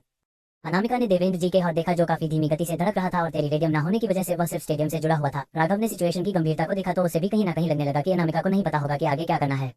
लेकिन अनामिका पूरे वक्त बिल्कुल शांत थी और हर एक डिटेल को परफेक्टली इस्तेमाल कर रही थी। वीडियो को जूम करो। डॉक्टर शॉक में थे लेकिन वह क्यूरोस भी थे कि अनामिका अगला स्टेप कैसे लेती है। इस वक्त अनामिका इस सर्जरी के सबसे चैलेंजिंग पार्ट पर थी। देवेंद्र जी की कंडीशन के हिसाब से एक्सपीरियंस सर्जन को भी यह करने में काफी घंटे लग जाते, मगर उसे उलट अनामिका के लिए यह आधा घंटा ही थी। वह इतनी फॉक्स थी कि कोई भी चीज उसका ध्यान नहीं भटका सकती थी। सब लोगों ने अपनी सांसें रोकी हुई थी। ये सबसे क्रिटिकल वक्त था। एक भी गलती और पेशेंट की जान जा सकती थी। अचानक से कुछ लोगों का ग्रुप वहां आया और जो आदमी उसे ग्रुप के सामने सामने चल रहा था वह तकरीबन 20-22 साल का था, लेकिन उसका ऑरा बहुत ही पावरफुल था। उसकी sharp eyebrows, high nose, delicate feature और उसके एक्सप्रेशन लेस चेहरे से वह हैंडसम के साथ साथ खतरनाक भी दिख रहा था। जैसे ही वह लोग अंदर आए सब लोग साइड हटने लगे और उनकी आवाज में रिस्पेक्ट और दोनों दिखाई दिया। मिस्टर सिंघानिया, आप आ गए। उस लड़के के पीछे बहुत सारे टॉप कार्डियक स्पेशलिस्ट थे। सब समझ गए कि सिर्फ देवांश सिंघानिया इतने कम टाइम में इतने बड़े बड़े डॉक्टर को एक साथ इकट्ठा कर सकता है। देवेंद्र जी की कंडीशन बहुत बुरी हो गई है। हम उनके हार्ट रेट को कंट्रोल नहीं कर पा रहे थे और साइंस बता रहे थे उनका हार्ट फेलियर होने वाला है। डॉक्टर विजय आगे आए और उन्होंने काफी रिस्पेक्टफुली कहा, आज के एग्जामिनेशन से पता चला है कि देवेंद्र जी के प्रोस्पेक्टिव अवेलेबल इन्फेक्शन इंक्रीज हो गया है और पैरेलल में लीकेज हो रहा है। वह लड़की कौन है? देवांशी की नजर अनामिका के ऊपर गई और उसकी आंखें ठंडी और शार्प थी। उसने एक मेडिकल मास्क पहना हुआ था और जिसमें से उसके सिर्फ ब्राइट आंखें दिखाई दे रही थी, लेकिन कोई भी उसे देखकर बता सकता था कि वह मुश्किल से 18-19 साल की लड़की होगी। वह डॉक्टर विजय का दिल बहुत तेजी से धड़क रहा था। अगर उन्होंने इस वक्त कुछ बोला तो वह कल का सूरज नहीं देख पाएंगे। लेकिन वही देवांश के असिस्टेंट ऋषि खुद को रोक नहीं पाया और उसने गुस्से में कहा, आप लोगों को हिम्मत कैसे हुई हॉस्पिटल में इतने यंग डॉक्टर को हायर करने की? क्या उसने अभी भी अपना एमबीबीएस भी कंप्लीट किया है? मैं रास्ते में सुना कि कोई high school student big boss की सर्जरी करना चाहती थी। क्या ये वही लड़की है? क्या सिटी हॉस्पिटल पूरी तरह से बर्बाद हो चुका है? जो जिसमें हिम्मत आ गई वह जाकर देवेंद्र सिंघानिया का ऑपरेशन कर रहा है, चाहे उसके पास क्वालिफिकेशन और एक्सपीरियंस हो या ना हो। मुझे लगता है यहाँ खड़े हर एक डॉक्टर और हर एक इंसान का दिमाग खराब हो गया है। असिस्टेंट ऋषि, ऐसी बात नहीं है। डॉक्टर विजय इतना डरे हुए थे कि उनके पैर कांप रहे थे और एक्सप्लेन में उनके मुंह से एक शब्द भी नहीं निकल रहा था। ऑब्जर्वेशन रूम में खड़ा हर एक डॉक्टर पैनिक कर रहा था और उन्हें नहीं पता था कि आगे क्या करना है। भले ही तान्या बहुत ज्यादा डरी हुई थी, लेकिन फिर भी उसने अपनी हिम्मत इकट्ठा की और बोली, ये डॉक्टर राघव को डिसीजन था। अगर कुछ भी गलत हुआ तो उन्होंने कहा है कि सब उनकी जिम्मेदारी होगा। जिम्मेदारी कैसे लेने वाले हैं तुम सब अपनी जान देकर? ऋषि की बातें सुनते ही तान्या का चेहरा पीला पड़ गया और उसके मुंह से एक भी शब्द नहीं निकला। सर, हम हमारे स्पेशलिस्ट हार्ट सर्जन को अभी बिग बॉस के पास भेजते हैं और मैं अभी अंदर जाकर वह जो नकली सर्जन है और उसका असिस्टेंट को हैंडल कर लेता हूँ और यहाँ से कोई भी बचकर नहीं जाएगा, ऋषि ने सबको कोल्डली देखते हुए कहा। उन सबको समझना होगा कि सिंघानिया परिवार से पंगा लेने का अंजाम क्या होता है। उनकी हिम्मत कैसे हुई एक 19 साल की लड़की को उनके बिग बॉस का ऑपरेशन करने देने की? क्या इनका दिमाग खराब हो गया था? ठीक उसी वक्त देवांश के पीछे खड़े स्पेशलिस्ट ने हैरानी से कहा, उसने एक चोली में सारे ऑडियोसिस को सेपरेट कर दिया है। उसने एक भी ब्लड वेसल को हिट नहीं किया है और हॉट टिश्यू अभी भी इंटेक्ट है और वह अपने लेफ्ट हैंड का इस्तेमाल करें ऑपरेशन कर रही है। वह ऐसा कैसे कर सकती है? और वह इतने परिसर आस्टिनेशन को इतनी क्विकली कैसे हैंडल कर रही है? वह सर्जरी काफी डिफिकल्ट थी, लेकिन अनामिका को देखकर ऐसा लग रहा था जैसे वह पार्क में वो करने आए हो। ड्रेस को हैंडल करने के बाद उसने अपनी ब्राइट और ब्यूटीफुल आंखें उठकर ऊपर देखा। उसका रिफाइंड ऑरा एक नजर देखने के बाद ही भूल पाना मुश्किल था। डॉक्टर विजय, वह कौन है? वह एक हॉट स्पेशलिस्ट जिसे देवांश लेकर आया था वहां गया है और उन्होंने थोड़ी टूटी फूटी हिंदी में पूछा, क्या यह इस अस्पताल की नई डॉक्टर है? क्या मुझे उससे बात करने का मौका मिल सकता है? हम लेट आए हैं और हमने नहीं देखा कि उसने चेस्ट को कैसे ओपन किया, लेकिन इतने अच्छे से ऑपरेशन कंप्लीट करने का मतलब है उसकी मेडिकल स्किल मुझे भी ज्यादा सुपीरियर होगी। मेरे पास भी कुछ सवाल है जो मुझे उससे पूछना है। न सिर्फ ऋषि हैरान हो गया है मगर रूम में खड़ा हर एक इंसान हैरान था। उस 19-20 साल की लड़की का ऑपरेशन तकनीक की तारीफ इतने बड़े बड़े हॉट सर्जन कर रहे थे, इसका मतलब वह बिल्कुल सही था। जो अनामिका कर रही थी उन चीजों को अचीव करना एक्सपेक्टेशन के बाहर था। एक्सपीरियंस स्पेशलिस्ट डॉक्टर भी ऐसा कुछ नहीं कर सकते। मुझे तो पक्का लगता है कि यह कोई 40-50 साल की एक्सपीरियंस और प्रोफेशनल डॉक्टर है जिन्होंने एक यंग लड़की के गेटअप में खुद को छुपाया हुआ है। वह ऐसा कुछ कैसे अचीव कर सकती है? लेकिन देवांश का चेहरा अभी भी इमोशंसलेस था और उसकी बाहें आपस में सिकुड़ी हुई थी। लेकिन जब तान्या से और बर्दाश्त नहीं हुआ तो वह फिर से बोली, भले ही उसने हॉट स्पेशल के और हॉट टिश्यूज को डैमेज नहीं किया है, लेकिन देवेंद्र जी पहले भी कोई सर्जरी से होकर गुजर चुके हैं, इसलिए एक आर्टिफिशियल हॉट वैल्यू को टेक होल्ड करना काफी मुश्किल होगा। यही सबसे बड़ा कारण था जिसकी वजह से कोई भी डॉक्टर ऑपरेशन करने से हिचकिचा रहे थे। तान्या, डॉक्टर विजय ने दांत पीसते हुए डिप आवाज में कहा। लेकिन उनकी बात को इग्नोर करते हुए तान्या आगे बोली, मैं बस सबको ये बता देना चाहती हूँ कि मिस्टर सिंघानिया के कई इंटरेक्टिव इन्फेक्शन है और एडिमा की टिश्यूज भी क्रिटिकल है, इसलिए सर्जरी काफी डिफिकल्ट है। भले ही वास्ट शटरिंग बिना किसी गलती की कर ले, लेकिन मिस्टर सिंघानिया के हार्ट को फिर से फंक्शन करना और रिकवर करना काफी मुश्किल होने वाला है और उन्हें काफी कॉम्प्लिकेशंस भी आएंगे। तान्या के आर्गुमेंट करने वाले नेचर के बारे में डॉक्टर विजय जानते थे, इसलिए वो जल्दी से देवांश से बोले, सर, वह यंग फीमेल डॉक्टर काफी स्किल है, मुझे भरोसा है कि वह सिचुएशन हैंडल कर लेगी और उसके अलावा डॉक्टर राघव उसे ऐसे सेट कर रहे हैं। डॉक्टर राघव भी डॉक्टर फैमिली से आते हैं और उनकी इंटेलिजेंस काफी हाई है। उनके ग्रैंडफादर विश्वनाथ मलिक है, वो डॉक्टर जिनका देश और दुनिया में बहुत नाम है। विश्वनाथ मलिक, देवांश फाइनली समझ गया जो मेल असिस्टेंट अंदर उसे दिखाई दे रहा है वह विश्वनाथ मलिक का इकलौता पोता राघव है। विश्वनाथ जी को भी देवांश ने बाकी सारे डॉक्टर के साथ इनवाइट किया था, मगर ट्रैफिक जाम की वजह से वह टाइम पर पहुंच नहीं पाए। देवांश के इमोशनल चेहरे को देखते हुए डॉक्टर विजय बेचैन होने लगे क्योंकि उन्हें समझ नहीं आ रहा था कि वह क्या सोच रहा है। जल्दी अनामिका ने अपनी एक्स्ट्राऑर्डिनरी मेडिकल स्किल की मदद से सारे डॉक्टर को हैरान कर दिया और सर्जरी खत्म हो गई। देवेंद्र जी सच में जिंदा थे और बिल्कुल सेफ थे। अनु, क्या तुम सच में इंसान भी हो या नहीं? बाहर तो लोगों को छोड़ो, अंदर खड़ा राघव भी काफी शॉक में था। उसने जितना इमेजिन किया था उससे भी ज्यादा अनामिका इनक्रेडिबल थी। वह किसी भी वक्त सर्जरी को अपने हाथों में लेने के लिए या फिर सारा दोष अपने ऊपर रहने के लिए तैयार था, लेकिन शायद उसकी कोई जरूरत ही नहीं है। अनामिका की मेडिकल स्किल उससे भी बेहतर है, इसलिए उसे चिंता करने की कोई जरूरत नहीं है। पेशेंट को बाहर निकालो। अपने हाथ साफ करते हुए अनामिका ऑपरेशन रूम से बाहर निकली तो कई सारे डॉक्टर तालियां बजा रहे थे और उसकी तारीफ कर रहे थे। ये सब देखकर तान्या ने गुस्से में अपनी मुठियां बांध ली थी। उसके नाखून उसकी स्क्रीन में घुस रहे थे। उसने उम्मीद नहीं की थी कि यह लड़की इतनी टैलेंट होगी। जल्दी ही देवेंद्र जी को स्ट्रक्चर पर ऑपरेशन रूम से बाहर लाया गया तो जल्दी से कई डॉक्टर उनके आसपास गए, ये कंफर्म करने के लिए कि देवेंद्र जी सांस ले रहे हैं या नहीं। सब लोग यहाँ से हट जाए, पेशेंट को आराम की जरूरत है। जब राघव को एहसास हुआ कि ऑपरेशन लगभग 2 घंटे से चल रहा था तो वह समझ गया कि पक्का अनामिका थक गई होगी और दोपहर के 2 बजे गए थे, इसलिए उसे ये भी लगा कि अनामिका को भूख लगी होगी। वह सारे क्यूरोस डॉक्टर राघव का ऑर्डर सुनते ही वहां से चले गए तो वहां पर सिर्फ देवांश, उसका असिस्टेंट ऋषि, कुछ और स्पेशलिस्ट जो देवांश के साथ आए थे और डॉक्टर विजय और बाकी कुछ डॉक्टर जो देवेंद्र जी का ऑपरेशन करने वाले थे वही बचे हुए थे। मैं देवेंद्र जी को उनके रूम में लेकर जाता हूँ, राघव अनामिका से बोला, मैं कुछ देर में वापस आ जाऊंगा। अनामिका ने हाँ में सर हिलाया और अपना मास्क उतारा जिससे उसका मेमोराइजिंग खूबसूरत चेहरा सबके सामने आ गया। फैमिली कौन है उनकी? अनामिका ने सामने देखते हुए पूछा क्योंकि उसे और भी चीज डिस्कस करनी थी। उसके सवाल सुनते ही उससे कुछ 4-5 साल बड़ा एक लड़का उसके सामने आकर खड़ा हो गया। वह लड़का कम से कम 4 फीट का होगा और अनामिका से वह थोड़ा ज्यादा लंबा था क्योंकि अनामिका सिर्फ 5 फुट 6 इंच की थी। अनामिका ने सामने खड़े लड़के को देखा जो बहुत हैंडसम था और उसकी आंखें गहरी समुद्र की तरह थी। सर, बात यह है कि आपका दादाजी बहुत बीमार थे और मैं इस यंग लेडी से प्रॉमिस किया था कि अगर यह आपके दादाजी को बचा देती है तो रिवॉर्ड कोई इशू नहीं होगा। जब अनामिका ने फैमिली के बारे में पूछा तो डॉक्टर विजय तुरंत समझ गए और उन्होंने आकर जल्दी से कहा। देवांश ने अपने सामने खड़ी अनामिका को देखा, उसकी आंखों में कुछ इमोशंस दिखाई दिए और फिर उसने ऋषि की तरफ देखा, जिससे ऋषि तुरंत अपने बॉस का इशारा समझ गया और चेकबुक से एक ब्लैंक चेक निकाल कर देते हुए कहा, हमारे बिग बॉस को बचाने के लिए थैंक यू। ये सिर्फ हमारी तरफ से एक छोटा सा टोकन है, आप जो पसंद करें वह अमाउंट इसमें भर सकती है। अनाहिता ने अपनी क्लियर आंखें उठाकर देखा, उसकी आंखों में हैरानी दिखाई दे रही थी। कौन है यह मिस्टर सिंघानिया जो इतने दयालु है? वहीं आसपास के लोग अनामिका की तरफ हैरानी और जलन से देखे जा रहे थे। ब्लैंक चेक लेने का मतलब यह नहीं था कि उसे बहुत सारे पैसे मिलेंगे, मगर यह भी था कि उसने देवांश का भरोसा जीत लिया है, जिसके बदौलत फ्यूचर में उसे बहुत सारी अपॉर्चुनिटीज मिलेगी। इस सिंपल भाषा में कहा जाए तो अनामिका ने जैकपॉट हिट किया था और उसका फ्यूचर बहुत ब्राइट होने वाला था। ठीक है, फिर तो मैं इसे ले लेती हूँ, अनामिका ने छोटी सी मुस्कुराहट के साथ कहा और उसने उस चेक को लेकर अपने पॉकेट के व्हाइट कोट में बिना कैसे हिचकिचाहट के रख लिया। मिस्टर, कल तक वेंटिलेटर पर जाएगा। जैसे ही अनामिका ने अपनी बात खत्म की, वहां पर एक कोल्ड हंसी सुनाई दी जो साइड में खड़ी तान्या हंस रही थी। आगे कहानी में क्या होगा जानने के लिए पढ़ते रहिए और कमेंट और लाइक जरूर कीजिए। चैप्टर 5, अनामिका अपने घर आए। अब तक आपने पढ़ा कि अनामिका लक्ष्मी दादी से मिलने के लिए अस्पताल पहुंचती है और वहां देवेंद्र जी को खराब हालत में देखकर ऑपरेशन करने के लिए मान जाती है और ऑपरेशन सक्सेसफुल हो जाता है। अब आगे तान्या की हंसी अनामिका ने भी नोटिस कर ली और कैजुअली एक आईब्रो उठाते हुए उसने पूछा, मिस तान्या, क्या ये टाइम नहीं है आपका प्रॉमिस पूरा करने का? तान्या जलने में और उसका मजाक उड़ाने में इतना बिजी थी कि वह भूल ही गई थी कि उसने अनामिका से क्या शर्त लगाई थी। देवांश ठीक उसके सामने खड़ा था, इसलिए किसी भी कीमत पर वह उसके सामने तो अपने आप को बेइज्जत नहीं होने देने वाली थी। बिल्कुल ही उसने डम होने का नाटक करना जारी किया, जैसे कुछ मालूम ही नहीं, और बोली, कौन सा प्रॉमिस? क्या मैंने कुछ कहा था? डॉक्टर तान्या, आप ऐसे कैसे कर सकती हैं? एक नर्स खुद को रोक नहीं पाए और बोली, आपने खुद कहा था कि अगर इन छोटी मैडम ने देवेंद्र जी को बचा लिया तो आप उनके सामने घुटनों पर बैठेगी और अपनी डिप्टी डायरेक्टर की पोस्ट भी छोड़ देंगी। रियली, मैंने ऐसा कहा था? तान्या ने बहुत सफाई से मना करते हुए कहा, क्या कोई प्रूफ है? एक और डॉक्टर खुद को रोक नहीं पाया और बोले, आपने तो ऐसा कहा था, यहाँ खड़े खड़े इंसान ने सुना है। अगर आप घुटनों पर नहीं बैठना चाहती तो कम से कम माफी तो मांग लीजिए आपके बुरे बिहेवियर के लिए। आफ्टर ऑल तान्या ने अनामिका के साथ बहुत बदतमीजी की थी। मैं क्यों माफी मांगू? तान्या ने मासूम एक्सप्रेशन बनाए जैसे उसे कुछ मालूम ही नहीं है हो। सब लोग गुस्से में तान्या को देख रहे थे, तभी अचानक अनामिका ने अपना राइट लेग उठाया और ठीक तान्या के घुटनों पर वार किया, जिससे वह धाम की आवाज के साथ घुटनों के बल बैठ गई। किसी को नहीं पता चला कि अनामिका ने कब ये किया। सब तान्या को नीचे जमीन पर बैठे हुए देख रहे थे। तुम तान्या अचानक गिरने की वजह से इतने दर्द में थी कि उसके होंठ कांप रहे थे और वह खड़ी भी नहीं हो पा रही थी। एक डॉक्टर होने के नाते लोगों की जान बचाना तुम्हारी ड्यूटी है। अनामिका की आंखें और आंखें बहुत ठंडी थी। तुम्हारी स्किल से तुम्हें लोगों की जान बचानी चाहिए, ना कि दूसरों की जान रिस्क में डालनी चाहिए। तुम तान्या गुस्से में कांप रही थी और बोली, बकवास मत करो मिस्टर सिंघानिया के सामने, मैंने कुछ नहीं किया। तुमने कुछ किया या नहीं, या फिर तुम क्या करना चाहती थी, ये सब लोग बहुत अच्छे से जानते हैं, अनामिका बोली। ठीक उसी वक्त अस्पताल के दिन जिन्हें अभी अभी इन सब के बारे में खबर लगी थी वह यहाँ पहुंचे। मिस्टर सिंघानिया, क्या आपके दादाजी ठीक है? मैं अभी भी एक एकेडमिक कॉन्फ्रेंस आया हूँ, मैं माफी चाहता हूँ। वेट, यहाँ पर हो क्या रहा है? और डॉक्टर तान्या, आप घुटनों के बल क्यों बैठी हुई है? डायरेक्टर को देखते ही तान्या ने अपने आंखों से झूठे आंसू बहाना शुरू कर दिए, लेकिन कहीं ना कहीं ये आंसू उसे डर की वजह से भी निकल रहे थे जो उसके घुटनों में हो रहा था और वह खड़ी नहीं हो पा रही थी। अस्पताल के दिन तान्या को बहुत मानते थे और कई डॉक्टर के सामने उसकी तारीफ करते हैं और एक एग्जाम्पल के तौर पर दिखाते थे। जैसे ही वह अपने मगरमच्छ के आंसू से दिन को कुछ बोलने वाली, तभी उसने दिन की सरप्राइज आवाज सुनी, अनामिका तुम्हें यहाँ हो, और तुम सर्जिकल गाउन में क्यों हो? तुम वह लड़की तो नहीं जिसने अभी अभी मिस्टर सिंघानिया की सर्जरी की है? क्या तुमने की? मैंने रास्ते में आते वक्त सुना। क्या मिस्टर सिंघानिया ठीक है? उनकी बातें सुनकर सब लोग बहुत शॉक हो गए। न सिर्फ हॉस्पिटल के दिन अनामिका को जानते थे, मगर उनकी बातों से लग रहा था कि वह अनामिका की मेडिकल स्किल को काफी अच्छे से जानते भी हैं। जब दिन के सवाल का जवाब किसी ने नहीं दिया तो वह कंफ्यूज हो गए और उन्होंने पूछा, क्या हो रहा है अनामिका? क्या तुम मुझे एक्सप्लेन करोगी?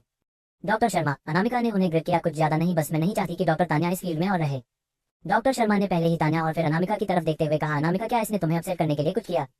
मैं अपसेट नहीं हूँ। अनामिका का प्रेजेंस काफी स्ट्रांग था और वह बोली, है पहली बार है जब मैंने सुना कि हार्ट फेलियर पेशेंट का जिसका पेनिकुलर लीक हो रहा है उसे ठीक करने के लिए बेहोशी का इंजेक्शन और हॉट शूटिंग इंजेक्शन दिए जाते हो। इसका मतलब उस पेशेंट की जान लेना है सीधे सीधे। अगर ऐसी तरीका इस्तेमाल किया गया तो वह पेशेंट आधे घंटे के अंदर मर जाएगा। डॉक्टर शर्मा ने तुरंत मुड़कर तान्या की तरफ देखा। अनामिका एक्सप्रेशन के साथ कहा, मैं बस इतना ही कह सकती हूँ कि आपके हॉस्पिटल के डॉक्टर हायरिंग स्टैंडर्ड अब उतने ही नहीं रह गए हैं। तान्या, तुमने पेशेंट की सर्जरी क्यों नहीं की, बल्कि इस तरह का उल्टा रास्ता क्यों अपनाया? डॉक्टर शर्मा ने तुरंत पूछा। डॉक्टर शर्मा, उस टाइम पर मिस्टर सिंघानिया कंडीशन काफी क्रिटिकल थी, हम कुछ नहीं कर सकते थे। तान्या बोली। कुछ नहीं कर सकती थी, इसलिए तुम बेहोशी के इंजेक्शन और हॉट शूटिंग मेडिसिन इस्तेमाल कर रही थी। क्या तुम जानती हो कि ऐसा करने के बाद दुनिया के बेस्ट डॉक्टर भी उन्हें बचा नहीं पाते? तुम एक डॉक्टर हो लेकिन तुम एक पेशेंट की जान लेने वाली थी, तुम ऐसा कैसे कर सकती हो? डॉक्टर शर्मा बोले। लेकिन तान्या उनकी बातों का कोई जवाब देती उससे पहले ही वह डिसअपॉइंट होकर फिर बोले, तुम जा सकती हो। अब सिटी हॉस्पिटल में तुम्हारे लिए कोई जगह नहीं है और ना ही इस इंडस्ट्री में फ्यूचर में तुम्हारे लिए कोई जगह होगी। एक इंसान जिसे पेशेंट्स की जिंदगी की कोई फिक्र नहीं है, बस अपने करियर और जान को बचाना है, वो एक डॉक्टर होने के लायक ही नहीं है।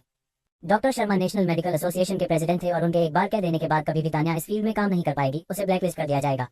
डॉक्टर, प्लीज मुझे दूसरा मौका दे दीजिए, तान्या रोते हुए बोली। तान्या जानती थी कि डॉक्टर शर्मा उसे देवांश के गुस्से से और आगे खड़ी होने वाली मुसीबत से बचने के लिए भगा रहे हैं, लेकिन वह यहाँ से जाना नहीं चाहती थी। उसकी सैलरी काफी ज्यादा थी और कलीग भी उससे काफी अच्छे से बिहेव करते थे, उसका फ्यूचर भी काफी हाई था। अब सब कुछ अनामिका की वजह से खत्म होने वाला है। अभी के अभी इसे लेकर जाओ, डॉक्टर शर्मा ने सिक्योरिटी से कहा और फिर देवांश से माफी मांगते हुए कहा, आई एम ट्रॉली सॉरी, मेरे होते हुए ऐसी चीज होती नहीं चाहिए थी, लेकिन ऐसा हुआ इसलिए मैं बहुत शर्मिंदा हूँ। किस्मत से अनामिका टाइम पर यहाँ आ गई और बड़ी गलती होने से उसने रोक दिया। तुम्हारा सरनेम क्या है? देवांश ने ध्यान से अनामिका की तरफ देखते हुए पूछा। अनामिका कपूर, अनामिका ने कॉन्फिडेंसली जवाब दिया। कपूर, ये वो सरनेम था जो उसकी दादी माँ अपनी शादी से पहले इस्तेमाल करती थी और उन्होंने बचपन में ही अनामिका को अपना सरनेम दे दिया था, इसलिए अनामिका कभी भी मेहता सरनेम नहीं इस्तेमाल करती थी। मुझे अपना नंबर दो, देवांश ने अपना फोन आगे करते हुए कहा। अनामिका उसकी बातों का मतलब समझ गई। अब जब उसने ब्लैंक चेक लिया है तो आगे देवेंद्र सिंघानिया के साथ जो कुछ भी होगा उसके लिए वो रिस्पॉन्सिबल होगी। उसका कॉन्टैक्ट नंबर लेना फ्यूचर कन्वर्सेशन के लिए आसान होगा। अनामिका ने उसका फोन लिया और अपनी पतली उंगलियों से जल्दी एक नंबर टाइप कर दिया और फिर अपनी चमकती हुई और आंखों और ग्लोइंग फेस के साथ उसे देखा और उसका फोन उसे वापस देते हुए बोली, आपके दादाजी की कई सारी चेस्ट सर्जरी हुई है, इसीलिए शुरू में उन्हें शायद थोड़ी दर्द भी होगी और हीलिंग प्रोसेस थोड़ा टफ भी होगा और ज्यादा सिलेक्टिव और दवाइयों की वजह से उनके पैर भी थोड़े फूल सकते हैं और दर्द कर सकते हैं। ये सब हीलिंग प्रोसेस का ही पार्ट है। वो नहीं चाहती थी कि कोई कुछ भी होने के बाद उसे ब्लेम करें। देवांश ने इंटेंशनली अपने सामने खड़ी लड़की का चेहरा देखा और सख्त आवाज में पूछा, और हम उनका दर्द कैसे कम करेंगे? अनामिका ने उसके पीछे खड़े 7-8 कार्डियोलॉजिस्ट को देखा और बोली, यह बहुत छोटे मोटे इशू है, ये लोग हैंडल कर लेंगे। डॉक्टर शर्मा, अगर कुछ और काम नहीं है तो मैं यहाँ से जाना चाहूंगी। ओके, डॉक्टर शर्मा बोले। डॉक्टर सर्जिकल गाउन चेंज करने के बाद अनामिका ने कैप पहनी और अपना छोटा सा बैकपैक लेकर वहां से जाने के लिए तैयार हो गई। अनामिका, राघव ने उसे लंबे से हॉस्पिटल की कॉरिडोर में रोकते हुए कहा, क्या तुम्हारा राइट हैंड ठीक है? मैं कब से इस सवाल पूछने का इंतजार कर रहा था। तुम्हारे राइट हैंड को हुआ क्या है? और आज तुम क्यों अपने लेफ्ट हाथ से ऑपरेशन कर रही थी? अगर राइट हैंड को कुछ हुआ नहीं होता तो वह लेफ्ट हाथ से ऑपरेशन क्यों करती? मैं ठीक हूँ। अनामिका ने अपने हल्का दर्द कर रहा हाथ मूव किया और बिना किसी एक्सप्रेशन की बोली, बस मैंने कल किसी को पंच कर दिया था बहुत हार्ड, जिसकी वजह से अभी थोड़ा दर्द है। राघव ने उसे कॉम्प्लिकेटेड एक्सप्रेशन के साथ देखा और बोला, तो तुम एक फाइटर भी हो? किस तरह की लड़की है ये? वह आसानी से कितनी भी मुश्किल से मुश्किल और रेयर दवाएं लेकर आ जाती है, सर्जरी करती है और लोगों को पंच भी करती है। वैसे तुम अपना कौन सा हाथ यूजुअली इस्तेमाल करती हो? लेफ्ट और राइट दोनों? और सर्जरी करते वक्त कौन से इस्तेमाल करती हो? राघव जानने के लिए काफी क्यूरियस था। मैं दोनों इस्तेमाल कर सकती हूँ और दोनों करती हूँ, अनामिका बोली। क्या तुम इंसान भी हो? राघव काफी शौक में था। ठीक उसी वक्त एक 75 साल के इंसान बाहर दौड़ते हुए चिल्लाते हुए, आई साइड हटो, साइड हो जाओ। अनामिका की आंखें ब्राइट और क्लियर थी और सामने वाले इंसान को देखकर वह थोड़ी हैरान हो गई। विश्वनाथ दादाजी आप? अनामिका, क्या मिस्टर सिंघानिया ने तुम्हें भी उनके दादाजी की सर्जरी करने के लिए बुलाया है? क्या तुम मुझे अपना असिस्टेंट बनने का मौका दोगी? विश्वनाथ जी ने पूछा। मैंने ऑलरेडी काम खत्म कर दिया है, अनामिका बोली। वोट ऑलरेडी खत्म हो गया? विश्वनाथ जी ने पूछा। उन्होंने रास्ते में आते वक्त काफी ट्रैफिक जाम मिल गया था और वह भागते दौड़ते यहाँ पहुंचे तो सर्जरी ऑलरेडी खत्म हो गई थी। क्या तुमने अकेले किया? विश्वनाथ जी ने हाफते हुए पूछा। मैं और ये। विश्वनाथ जी ने अनामिका के हाथों का इशारा देखा और उसके बगल में खड़े लड़के को देखकर हैरानी से बोले, तुम यहाँ क्या कर रहे हो? दादू, राघव ने हेल्पलेसली जवाब दिया, मैं यहाँ काम करता हूँ। उसके दादू वह कहाँ काम करता है ये भी भूल गए थे, लेकिन हमेशा एरोगेंट रहने वाले उसके दादाजी वह इस छोटी सी लड़की के सामने काफी पॉलिटिकली बिहेव कर रहे थे और उसकी चापलूसी भी कर रहे थे। राघव शौक था, कौन है अनामिका? उसकी रिमार्केबल मेडिकल स्किल के अलावा कौन सी ऐसी आइडेंटिटी है जो उसके दादाजी भी अनामिका से रिस्पेक्ट से बात कर रहे हैं? बच्चे, अनु का असिस्टेंट बनना तुम्हारी खुशकिस्मती थी, विश्वनाथ जी बोले। एक असिस्टेंट उसकी खुशकिस्मती? क्या उसके दादाजी पागल हो गए हैं? माना कि अनामिका बहुत अच्छी डॉक्टर है, लेकिन वह भी तो कुछ कम नहीं है। क्या तुमने रूम नंबर 301 में अनामिका की दादी को देखा? विश्वनाथ जी ने कैजुअली पूछा। मैं उन्हें रोज देखने जाता हूँ, राघव बोला, और वह ये भी बोलना चाहता था कि मैं बिजी भी रहता हूँ। वह 24 घंटे अनामिका की दादी में के आसपास नहीं रह सकता था। तुम्हें तो फिक्र ही नहीं है, क्या तुम सचमुच नहीं जानते? अनु, 1 मिनट रुको, मैं बस इसे 2 मिनट में सबक सिखाता हूँ। इतना कहकर विश्वनाथ जी ने राघव के कंधे पर पंच करते हुए कहा, क्या तुम्हें लगता है कि मैं तुम्हारे साथ ज्यादा स्ट्रिक्ट नहीं हूँ? दादू, ये हॉस्पिटल है, यहाँ पर शोर करना मना है, राघव बोला और वहां से भागने लगा। भगाना बंद करो, क्या तुम्हें लगता है कि मैं तुम्हें पकड़ नहीं सकता? मैं अभी भी 2 किलोमीटर दौड़ सकता हूँ, विश्वनाथ जी बोले। राघव के पीछे भागने लगे। मिश्का ने उन दोनों को देखकर हेल्पलेसली अपना सर हिलाया और अस्पताल से बाहर चली गई।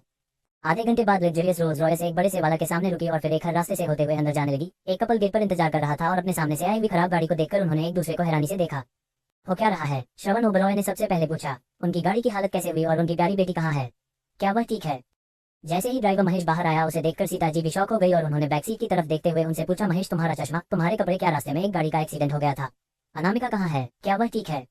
वह कपल जल्दी से जाकर बैक सीट पर देखने लगे। मिस, बिल्कुल ठीक है, मैं यहाँ से जाते वक्त ही एक ट्रक से टकरा गया था, महेश ने जल्दी से एक्सप्लेन किया और रिस्पेक्टफुली दरवाजा खोलते हुए बोला, मिस, हम घर आ गए हैं। अनामिका ने अपनी आंखें उठाकर आसपास का नजारा देखा। सीता जी अपने वक्त में किसी फिल्म स्टार से भी ज्यादा खूबसूरत थी और अभी 50 की उम्र में भी उनका और उतना ही जेंटल और डिग्निफाइड था। जैसे ही उन्होंने अनामिका को देखा, उनकी आंखों में आंसू आ गए। तुम अनु हो, मेरी प्यारी गुड़िया। अनामिका गाड़ी से बाहर आई थी, तभी सीता जी ने उसे गले लगा लिया। मैं फाइनली तुम्हें मिल रही हूँ। अचानक किसी के ऐसे गले लगाने से अनामिका थोड़ा अनकंफर्टेबल हो गई, क्योंकि उसे ऐसी आदत नहीं थी, लेकिन उसे अच्छा भी लग रहा था। मुझे देखना तो दो। सीता जी ने ध्यान से अनामिका का चेहरा देखा। उसके सामने खड़ी मासूम सी लड़की को काफी अच्छे फीचर्स और डेलिकेट स्किन थी। उन्होंने पहले प्यार से अपनी आंखों में आंसू लेकर पूछा, कितने सालों तक मेहता परिवार के साथ कैसे रही तुम? मैं ठीक थी, अनामिका बोली। 2 सिंपल शब्द सुनते ही सीता जी की आंखों से फिर से आंसू आ गए। उनकी बेटी इतने साल तक ठीक थी, यही उनके लिए काफी था। हमारी बेटी घर आ गई है, हमें खुश होना चाहिए। इस बार बोलने वाले इंसान श्रवण जी थे, जिनकी आंखें भी हल्की लाल थी। चलो अंदर लेकर चले इसे, वह थकी हुई होगी। हाँ अनु, अंदर चलो। सीता जी ने अनामिका के हाथों से बैकपैक लिया और उसे श्रवण जी को दे दिया।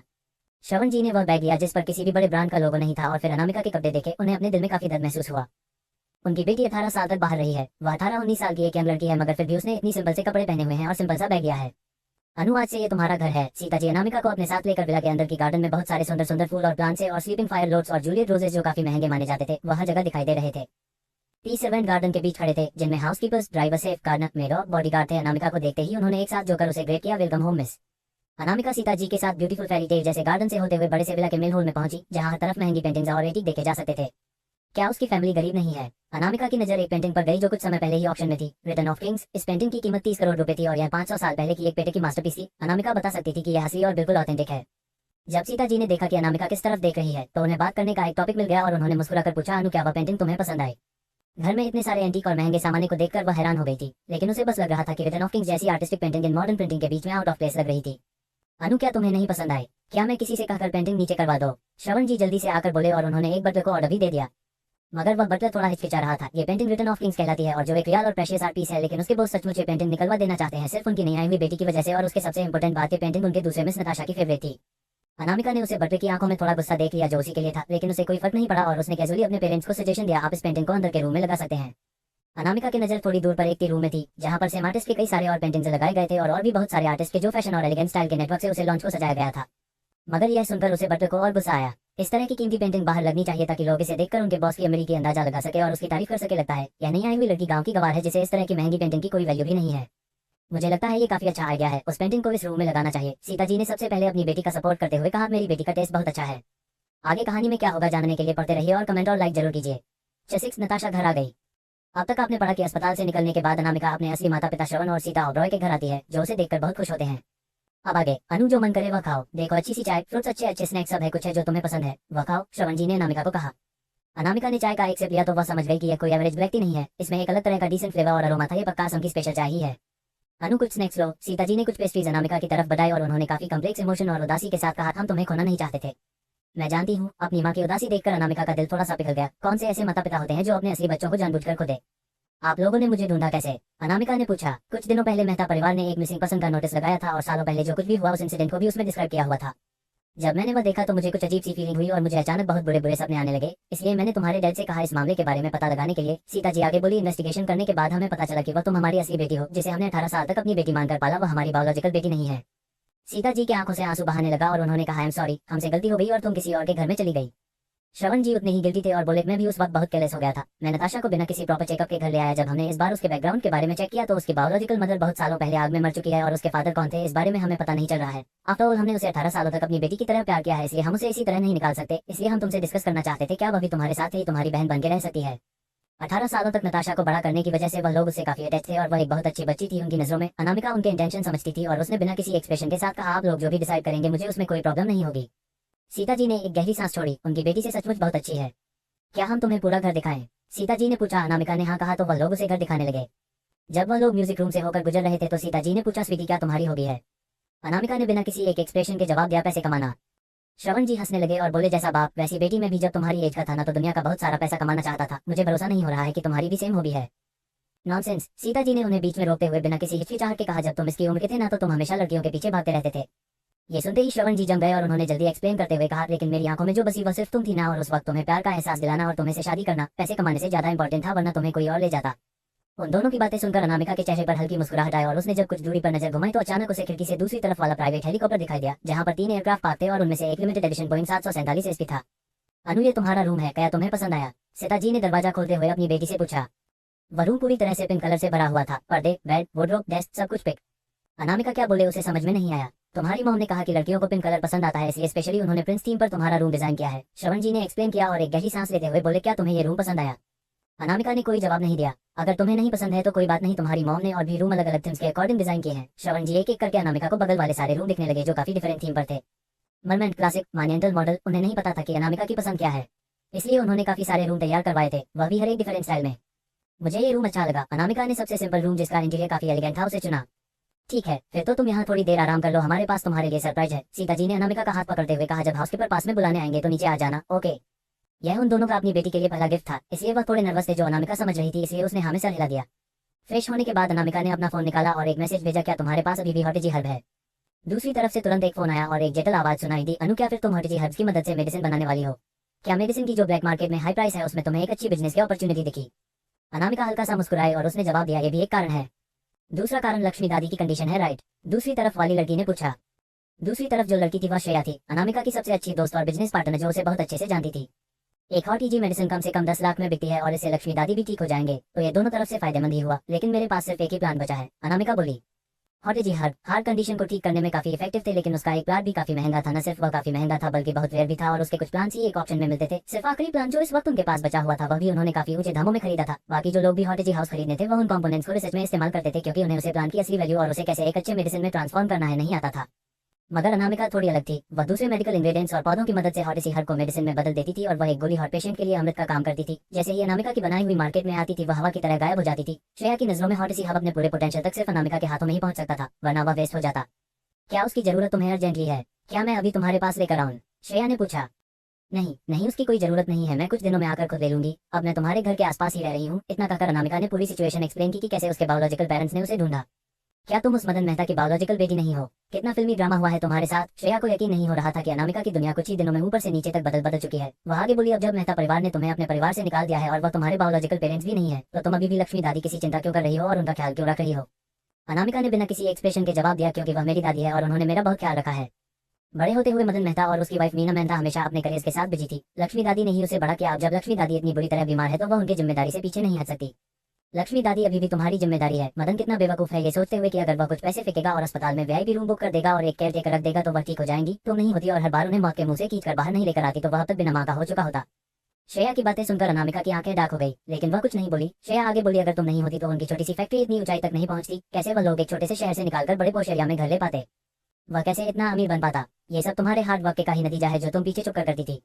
वरना उसके बिजनेस सेंस के हिसाब से तो वह अब तक बैंक कर चुका होता। अमीर इंसान बनना तो दूर की बात है, उसमें बिजनेस को चलाने का कोई टैलेंट नहीं है। इसकी वजह से हमेशा प्रॉब्लम खड़ी करता रहता है और उन्हें सॉल्व करने के लिए तुम्हें फोर्स करता रहता है। तुम्हारे अंदर जितनी एबिलिटी है वह तुम अपने लिए इस्तेमाल करती तो दुनिया के सबसे रिच इंसान होती, लेकिन तुम सब कुछ उनके लिए करती रही और बदकिस्मती से इतने सालों की मेहनत का पैसा उनकी पॉकेट में चला गया और तुम्हारे पास कुछ नहीं बचा। यह कोई बड़ी बात नहीं है, अनामिका ने बहुत ही रिलैक्स तरीके से कहा, क्योंकि उसे इस बात से कोई फर्क नहीं पड़ता था। मैं जब भी चाहूं तब पैसे कमा सकती हूँ। मुझे तुम्हारे लिए बहुत बुरा लग रहा है। बचपन से ही उन्होंने तुम्हें लक्ष्मी दादी के हवाले छोड़ दिया और कभी कभी ही घर आते थे, और जैसे ही उन्हें पता चला कि तुम उनकी असली बेटी नहीं हो और उन्हें अपनी असली बेटी मिलो, तो उन्होंने तुम्हें घर से बाहर निकाल दिया। कितने घटिया लोग हैं। श्रेया बोली। अब उनके बारे में बात नहीं करते हैं और ईजी हर पर नजर रखना एक प्लान काफी नहीं है। अनामिका ने सब्जेक्ट चेंज करते हुए कहा, आने वाले ऑप्शन पर ज्यादा ध्यान देना और कोई भी न्यूज हो तो मुझे बताना जरूर। डोंट वरी, श्रेया ने जवाब दिया और फिर थोड़ी देर बात करने के बाद उन्होंने कॉल कर दिया। ठीक उसी वक्त अनामिका का फोन फिर से वाइब्रेट हुआ। जब अनामिका ने मैसेज देखा तो वह उसके किसी एम्प्लॉय का था। बॉस, बड़ा ऑर्डर है। किसी सुपर रिच इंसान ने कपड़ों के बैग के और शूज के 100 पीस ऑर्डर किए हैं अपनी बेटी के लिए और डिलीवरी आज ही करनी है। मैंने अपने वेयरहाउस से निकालकर सारे लिमिटेड आइटम्स भेज दिए हैं। हमारे पास अब बिल्कुल स्टॉक नहीं बचा है। आप कब हमें नए डिजाइन भेजने वाले हो? एजेंट एजेंट एजेंट, मैंने 3 बार कहा, आप तो समझ ही गई होगी कि यह कितना इंपॉर्टेंट है। ऑलराइट, हम तो आपके मैसेज के इंतजार कर रहे हैं। मैं अभी उसे इंसान के घर पर पहुंचने वाला हूँ। देखते हैं उनकी बेटी कैसी दिखती है। मुझे उम्मीद है कि वह थोड़ी खूबसूरत हो और अगली ना हो, ताकि आपके डिजाइन उसे पर सूट करें। ये मैसेज देखकर अनामिका थोड़ी हैरान हो गई और उसने मैसेज भेजा, तुम खुद डिलीवर करने जा रहे हो? इतना बड़ा ऑर्डर है, ऑफ कोर्स मुझे बेस्ट सर्विस उन्हें प्रोवाइड करनी है। आपको क्या लगता है? मैसेज पढ़ने के बाद अनामिका थोड़ी कंफ्यूज हो गई। यह किस तरह की फैमिली है जो 100 कपड़े और बैग्स ऑर्डर कर रही है एक ही बार में? क्या वह लोग एक स्टोर खोलने की फिराक में है? ठीक उसी वक्त एक लग्जरियस BMW विला के सामने आकर रुकी। घर की एक सर्वेंट रघु जल्दी से आगे बढ़कर रिस्पेक्टफुली दरवाजा खोला और कहा, मिस आप फाइनली वापस आ गई है। आपका वापस आते ही घर से खुशहाल हो जाएगा। नताशा काफी ग्रेसफुली BMW से बाहर आए। उसका एक सिंपल चेहरा, मगर उसकी बॉडी काफी ट्रैफिक थी। उसकी बुरी आंखें चमक रही थी और उसने अपने बालों को अच्छे से सेव किया हुआ था। बहुत सारे नौकर उसके लगेज को उतरने लगे तो वह सर्वेंट अभी जिसने दरवाजा खोला था वह उसके पीछे चलते हुए बोला, मिस नताशा, आप अपने एग्जाम में बहुत बिजी थी, इसलिए मैंने आपको परेशान नहीं किया। अब जब आपने अपनी फाइनल एग्जाम्स और अपने दोस्तों के साथ ट्रैवलिंग पूरी कर ली है, तो फाइनली मेरे पास मौका है आपसे बात करने का। उसने बहुत ही धीमी आवाज में कहा। क्या बात? नताशा काफी ऑर्डिनरी लुक दिखती थी, लेकिन अमीर परिवार में बड़े होने की वजह से उसके अंदर एक अलग ही सुपरियोरिटी का ऑरा था और वह बिल्कुल एक राजकुमारी की तरह बिहेव करती थी।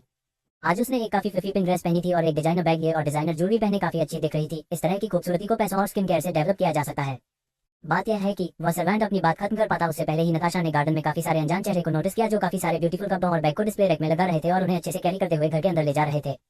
कुछ नौकर गार्डन में काफी सारे बलून्स लगा रहे थे और स्टार लाइट्स, और मार्था उन्हें डायरेक्शन देने में बिजी थी। मार्था बचपन से ही नताशा की पसंद नैनी थी, जो उसके बचपन से ही उसके साथ थी। सीता जी के पहले से ही 5 बेटे थे, इसलिए जब नताशा की बारी आई तो वह नताशा को अपना दूध नहीं पिला पाती थी और उन्हें एनर्जी भी बिल्कुल नहीं थी। इसलिए हमेशा मार्था ही नताशा की साइड रहती थी, उसका ध्यान रखना, उसे खाना खिलाना, उसके लिए सब कुछ करना। इसलिए जिसकी वजह से घर में बाकी नौकरों से मार्था का स्टेटस काफी ऊंचा हो गया था और उसके साथ नताशा का रिश्ता भी तकरीबन माँ बेटी जैसा ही हो गया था। उसे देखते ही नताशा की आंखें में चमक आ गई और उसने कहा, मार्था आंटी। मिस नताशा, आप वापस आ गई। नताशा को देखते ही मार्था की स्माइल बड़ी हो गई और उसने जल्दी से आते हुए कहा, मैंने आपको बहुत मिस किया। मैंने तो आपको कहा था कि आप यही रहिए, लेकिन आपने मेरी बात नहीं मानी। देखिए आपको अपने कितना वजन काम कर लिया है, पतली हो गई है कितनी। आपका भी तो वजन कम हो गया है। मार्था, आपने मुझे बहुत मिस किया, नताशा ने पूछा।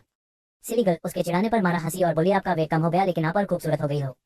नताशा मुस्कुराई और उसने पीछे भीड़ को देखते हुए कहा, क्या यह मॉम डैड ने सरप्राइज मेरे लिए तैयार करवाया है? एग्जाम्स में अच्छा करने की वजह से उसे है रिवॉर्ड मिल रहा है, या फिर उन्हें लगता है कि वह बड़ी हो गई है इसलिए इसके लिए उसे एक बड़ी सी पार्टी दी जा रही है, या फिर उसके कॉलेज एडमिशन की खुशी में उसे सेलिब्रेशन किया जा रहा है। बात चाहे कुछ भी हो, वह इस बड़े से जेस्चर से काफी खुश थी। कॉन्सीलर की खूबसूरत कपड़े, शूज और बैग्स को मना कर सकती है, स्पेशली जब इतने सारे लिमिटेड एडिशन और टॉप ब्रांड के हो, और उसके अलावा आसपास का वेन्यू भी डेकोरेट किया हुआ था। वह अपने माँ बाप की आंखों का तारा थी। भले ही उसके 5 भाई थे, मगर उसके पेरेंट्स का टेंशन उससे भी कम प्यार नहीं था। वही नताशा की बात सुनकर मार्था के एक्सप्रेशन थोड़े अवसाद हो गए। मैं जा रही हूँ सब चीज चेक करने के लिए, नताशा की आवाज में खुशी झलक रही थी। मगर जल्दी से मार्था ने उसे रोकते हुए कहा, मिस नताशा, ये चीज आप सबके लिए नहीं है। अपनी बात खत्म करने के बाद उसने बगल में खड़ी नौकर रघु की तरफ देखा। वह दोनों ही उसे उदास नहीं करना चाहते थे, जो इतने अच्छे और प्यार माहौल में पड़ी है। मार्था, मैं जानती हूँ आप लोगों ने उम्मीद नहीं की थी कि मैं अपने फ्रेंड्स के प्लेन से इतनी जल्दी लौट आऊंगी। क्या आप लोगों की तैयारी खत्म नहीं हुई है?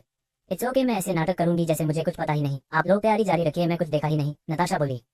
मिस नताशा, मार्था बोली, मगर नताशा जल्दी से घर के अंदर चली गई। उसके चेहरे पर बड़ी सी मुस्कुराहट थी। वह पूरे परिवार में इकलौती बेटी है, ये तो ये सारे लड़कियों वाली चीज उसके अलावा और किसके लिए हो सकती है? उसके भाइयों के लिए। उसके मॉम डैड पक्का उसे सरप्राइज करना चाहते थे, इसीलिए सर्वेंट से उसे झूठ बोल रहा है ताकि उसके मॉम डैड का सरप्राइज खराब ना हो। नताशा मुस्कुराते हुए में हाल मैनन पहुंची, जब वहां काफी नेट और तरीके से डिस्प्ले रेक में लगाया हुआ था। हर एक कपड़ा, हर एक बैग उसे उसी के लिए आया था। हर एक कपड़े को देखते हुए नताशा के दिल में और खुशी बढ़ती जा रही थी। मार्था जल्द से जल्द नताशा को सच्चाई बता देना चाहती थी, मगर नताशा का खुशी से मुस्कुराहट हुआ चेहरा देखकर वह बोल नहीं पा रही थी। वही अनामिका अपने रूम में अभी अभी अपना काम खत्म करके उठी थी और वह थोड़ी देर आराम करना चाहती थी। तभी अचानक किसी ने उसके दरवाजे पर नॉक किया। आगे कहानी में क्या होगा जानने के लिए पढ़ते रहिए और कमेंट और लाइक जरूर कीजिए। 7 अनामिका के लिए सरप्राइज। अब तक आपने पढ़ा कि अनामिका अपने असली पेरेंट्स के घर पहुंचती है, जो उसे बहुत प्यार से ट्रीट करते हैं, और फिर उसकी दूसरी बहन या फिर मुंह बोली बहन नताशा भी आ जाती है। अब आगे किसी ने अनामिका के दरवाजे पर नॉक किया और बाहर से रानी की पोलाइट आवाज सुनाई दी, मैना, आपके पेरेंट्स आपको गार्डन में बुला रहे हैं। अनामिका समझ गई शायद वह लोग जो सरप्राइज तैयार कर रहे थे वह हो गया होगा। वह कमरे से बाहर आए और दरवाजा बंद करते हुए रानी के पीछे पीछे गार्डन में जाने लगी। जैसे ही वह गार्डन के एंट्रेंस पर पहुंची, आसपास अचानक से अंधेरा हो गया। सारी लाइट्स बंद कर दी गई थी। 3 सेकंड बाद खूबसूरत लाइट से वह रोशनी फिर से जगमगाने लगी। मिसेस रास्ते से रानी ने उसे आगे बढ़ने का इशारा किया। जैसे ही अनामिका गार्डन में कदम रखा, उसने देखा कि पेड़ों पर ब्यूटीफुल तारे लटके हुए हैं। बहुत सारे हजारों बलून हवा में उड़ रहे हैं और कलरफुल रिबन आसमान से गिर रहे थे। क्या ये वह सरप्राइज है जो उसके पेरेंट्स ने उसके लिए प्रिपेयर किया है? अनामिका को कभी ऐसा प्यार या फिर सरप्राइज मदन और मीना की तरफ नहीं मिला था, इसलिए वह अपने असली माता पिता का प्यार और अटेंशन फील कर सकती थी। वही घर के अंदर नताशा हैरान हो गई। उसे बिना बताए और उसे बिना बुलाए उन्होंने रिबन कैसे रिलीज कर दिए? अगर वह ये सीन रिकॉर्ड करती तो सोशल मीडिया पर उसे बहुत सारे लाइक्स मिलते। वह गार्डन में कुछ फोटोज लेने के लिए जाने ही वाली थी, तभी उसके पेरेंट्स एक्साइटेड होकर दौड़ते हुए और चिल्लाते हुए आए, हमारी प्यारी गुड़िया। उसके पेरेंट्स ने कभी उसे इतने प्यार से नहीं बुलाया था। क्या ऐसा इसलिए है कि वह बहुत टाइम से घर से दूर थी, इसलिए उसके पेरेंट्स उसे मिस कर रहे थे? लेकिन वह तो यहाँ है। क्या उन्हें ऐसा लगा कि वह गार्डन में पहुंच गई है, इसलिए इतने एक्साइटेड होकर दौड़कर आए? उन्हें तो पता ही नहीं है कि उनकी प्यारी गुड़िया अभी भी अंदर है। नताशा अपने चेहरे पर एक प्यारी सी मुस्कुराहट लेकर गार्डन में जाने वाली थी, तभी उसने नोटिस किया कि उसके पेरेंट्स ने एक लड़की का हाथ प्यार से पकड़ा हुआ है और कुछ प्यार से बातें कर रहे हैं। वह लड़की पतली दुबली थी और उसकी स्किन काफी डेलिकेट थी, बिल्कुल नताशा से ऑपोजिट, जो मेकअप और स्किन केयर की मदद से थोड़ी बहुत चमकती थी। उस लड़की की स्किन और नेचुरल और ग्लोइंग थी। जैसे जैसे नताशा आगे बढ़ रही थी, उसने उसे लड़की का सिंपल कपड़े नोटिस किया, मगर उसके चेहरे के फीचर काफी कमाल के थे। उसे लड़की का चेहरा कुछ कुछ उसकी माँ से मिलता था और तभी एक हवा गुजरी जिससे उसे लड़की के बाल उड़ने लगे और वह काफी खूबसूरत दिख रही थी। ये कौन मेहमान है घर पर? नताशा कंफ्यूज थी और सबसे ज्यादा कंफ्यूज इस बात को लेकर थी कि उसके पेरेंट्स इस लड़की से इतने प्यार से क्यों बात कर रहा है। अनु, क्या तुम्हें ये सरप्राइज पसंद आया? अच्छा लगा तुम्हें? लेकिन श्रवण जी अपनी बात खत्म कर पाते उससे पहले ही उन्होंने वहां पर खड़ी नताशा को नोटिस किया और हैरानी से पूछा, नताशा, तुम तो कल दोपहर को आने वाली थी ना, आज क्यों घर आई तुम? अपने डैड की बातें सुनकर नताशा को यकीन हो गया कि यह गार्डन का सरप्राइज उसके लिए नहीं बल्कि इस लड़की के लिए था, जिससे वह हैरान और कंफ्यूज दोनों हो गई। उसे समझ नहीं आया कि क्यों उसके पेरेंट्स अजनबी लड़की को इतनी वैल्यू कर रहा है, मगर उसे लगा कि यह लड़की उसके मॉम डैड की मेहमान है, इसलिए उसने जेंटल स्माइल के साथ कहा, मॉम डैड, मैं अपने फ्रेंड के प्लेन से जल्दी आ गई। ये कौन है? भले ही श्रवण जी ने नताशा के यहाँ होने की उम्मीद नहीं की थी, लेकिन उन्होंने जल्दी से मुस्कुराकर कहा, तुम सही वक्त पर आए हो। मैं तुम्हें इंट्रोड्यूस करवाता हूँ, यह अनामिका है, तुम्हारी बहन। बहन? कौन सी बहन? क्या कोई दूर की रिश्तेदार? लेकिन अनामिका ने बहुत सिंपल कपड़े पहने हुए थे, जो उनके रिश्तेदार तो नहीं पहनते थे। उनके सारे रिश्तेदार काफी रिच और हाई सोसाइटी के वाले थे। ये लड़की पक्का कोई दूर के रिश्तेदार होगी। क्या यहाँ पर यह अपने कनेक्शन के जरिए थोड़े पैसे लेने आई है? श्रवण जी ने नताशा की एक्सप्रेशन और थॉट्स नोटिस नहीं किया और उन्हें अनामिका की तरफ मुड़कर कहा, अनामिका, यह नताशा है जिसके बारे में हमने तुम्हें बताया था। उसने अभी अभी अपने एग्जाम खत्म किया है और यह भी समर वेकेशन पर है, इसलिए वह हमारे साथ ही रहेगी। नताशा ने अपनी चमकती हुई आंखों से अनामिका को पॉजिटिवली ग्रिड किया, हेलो सिस्टर। भले ही उसने ऊपर से अनामिका को बहन कहा था, लेकिन उसने इस बात को सीरियसली नहीं लिया और उसे एक गरीब रिश्तेदार के तौर पर ट्रीट किया। जो कपड़े और शूज तुमने ऑर्डर किए थे वह आ गया है, ब्रांड के मैनेजर ने पर्सनली डिलीवर किया है। वह लोग अंदर है, श्रवण जी बोले। वह इतनी जल्दी आ गए? सीता जी खुश हो गई और उन्होंने अनामिका का हाथ पकड़कर कहा, चलो अंदर चलकर देखते हैं कि तुम्हें पसंद आता है या नहीं। और नताशा, मुझे तुमसे कुछ बात करनी है बाद में।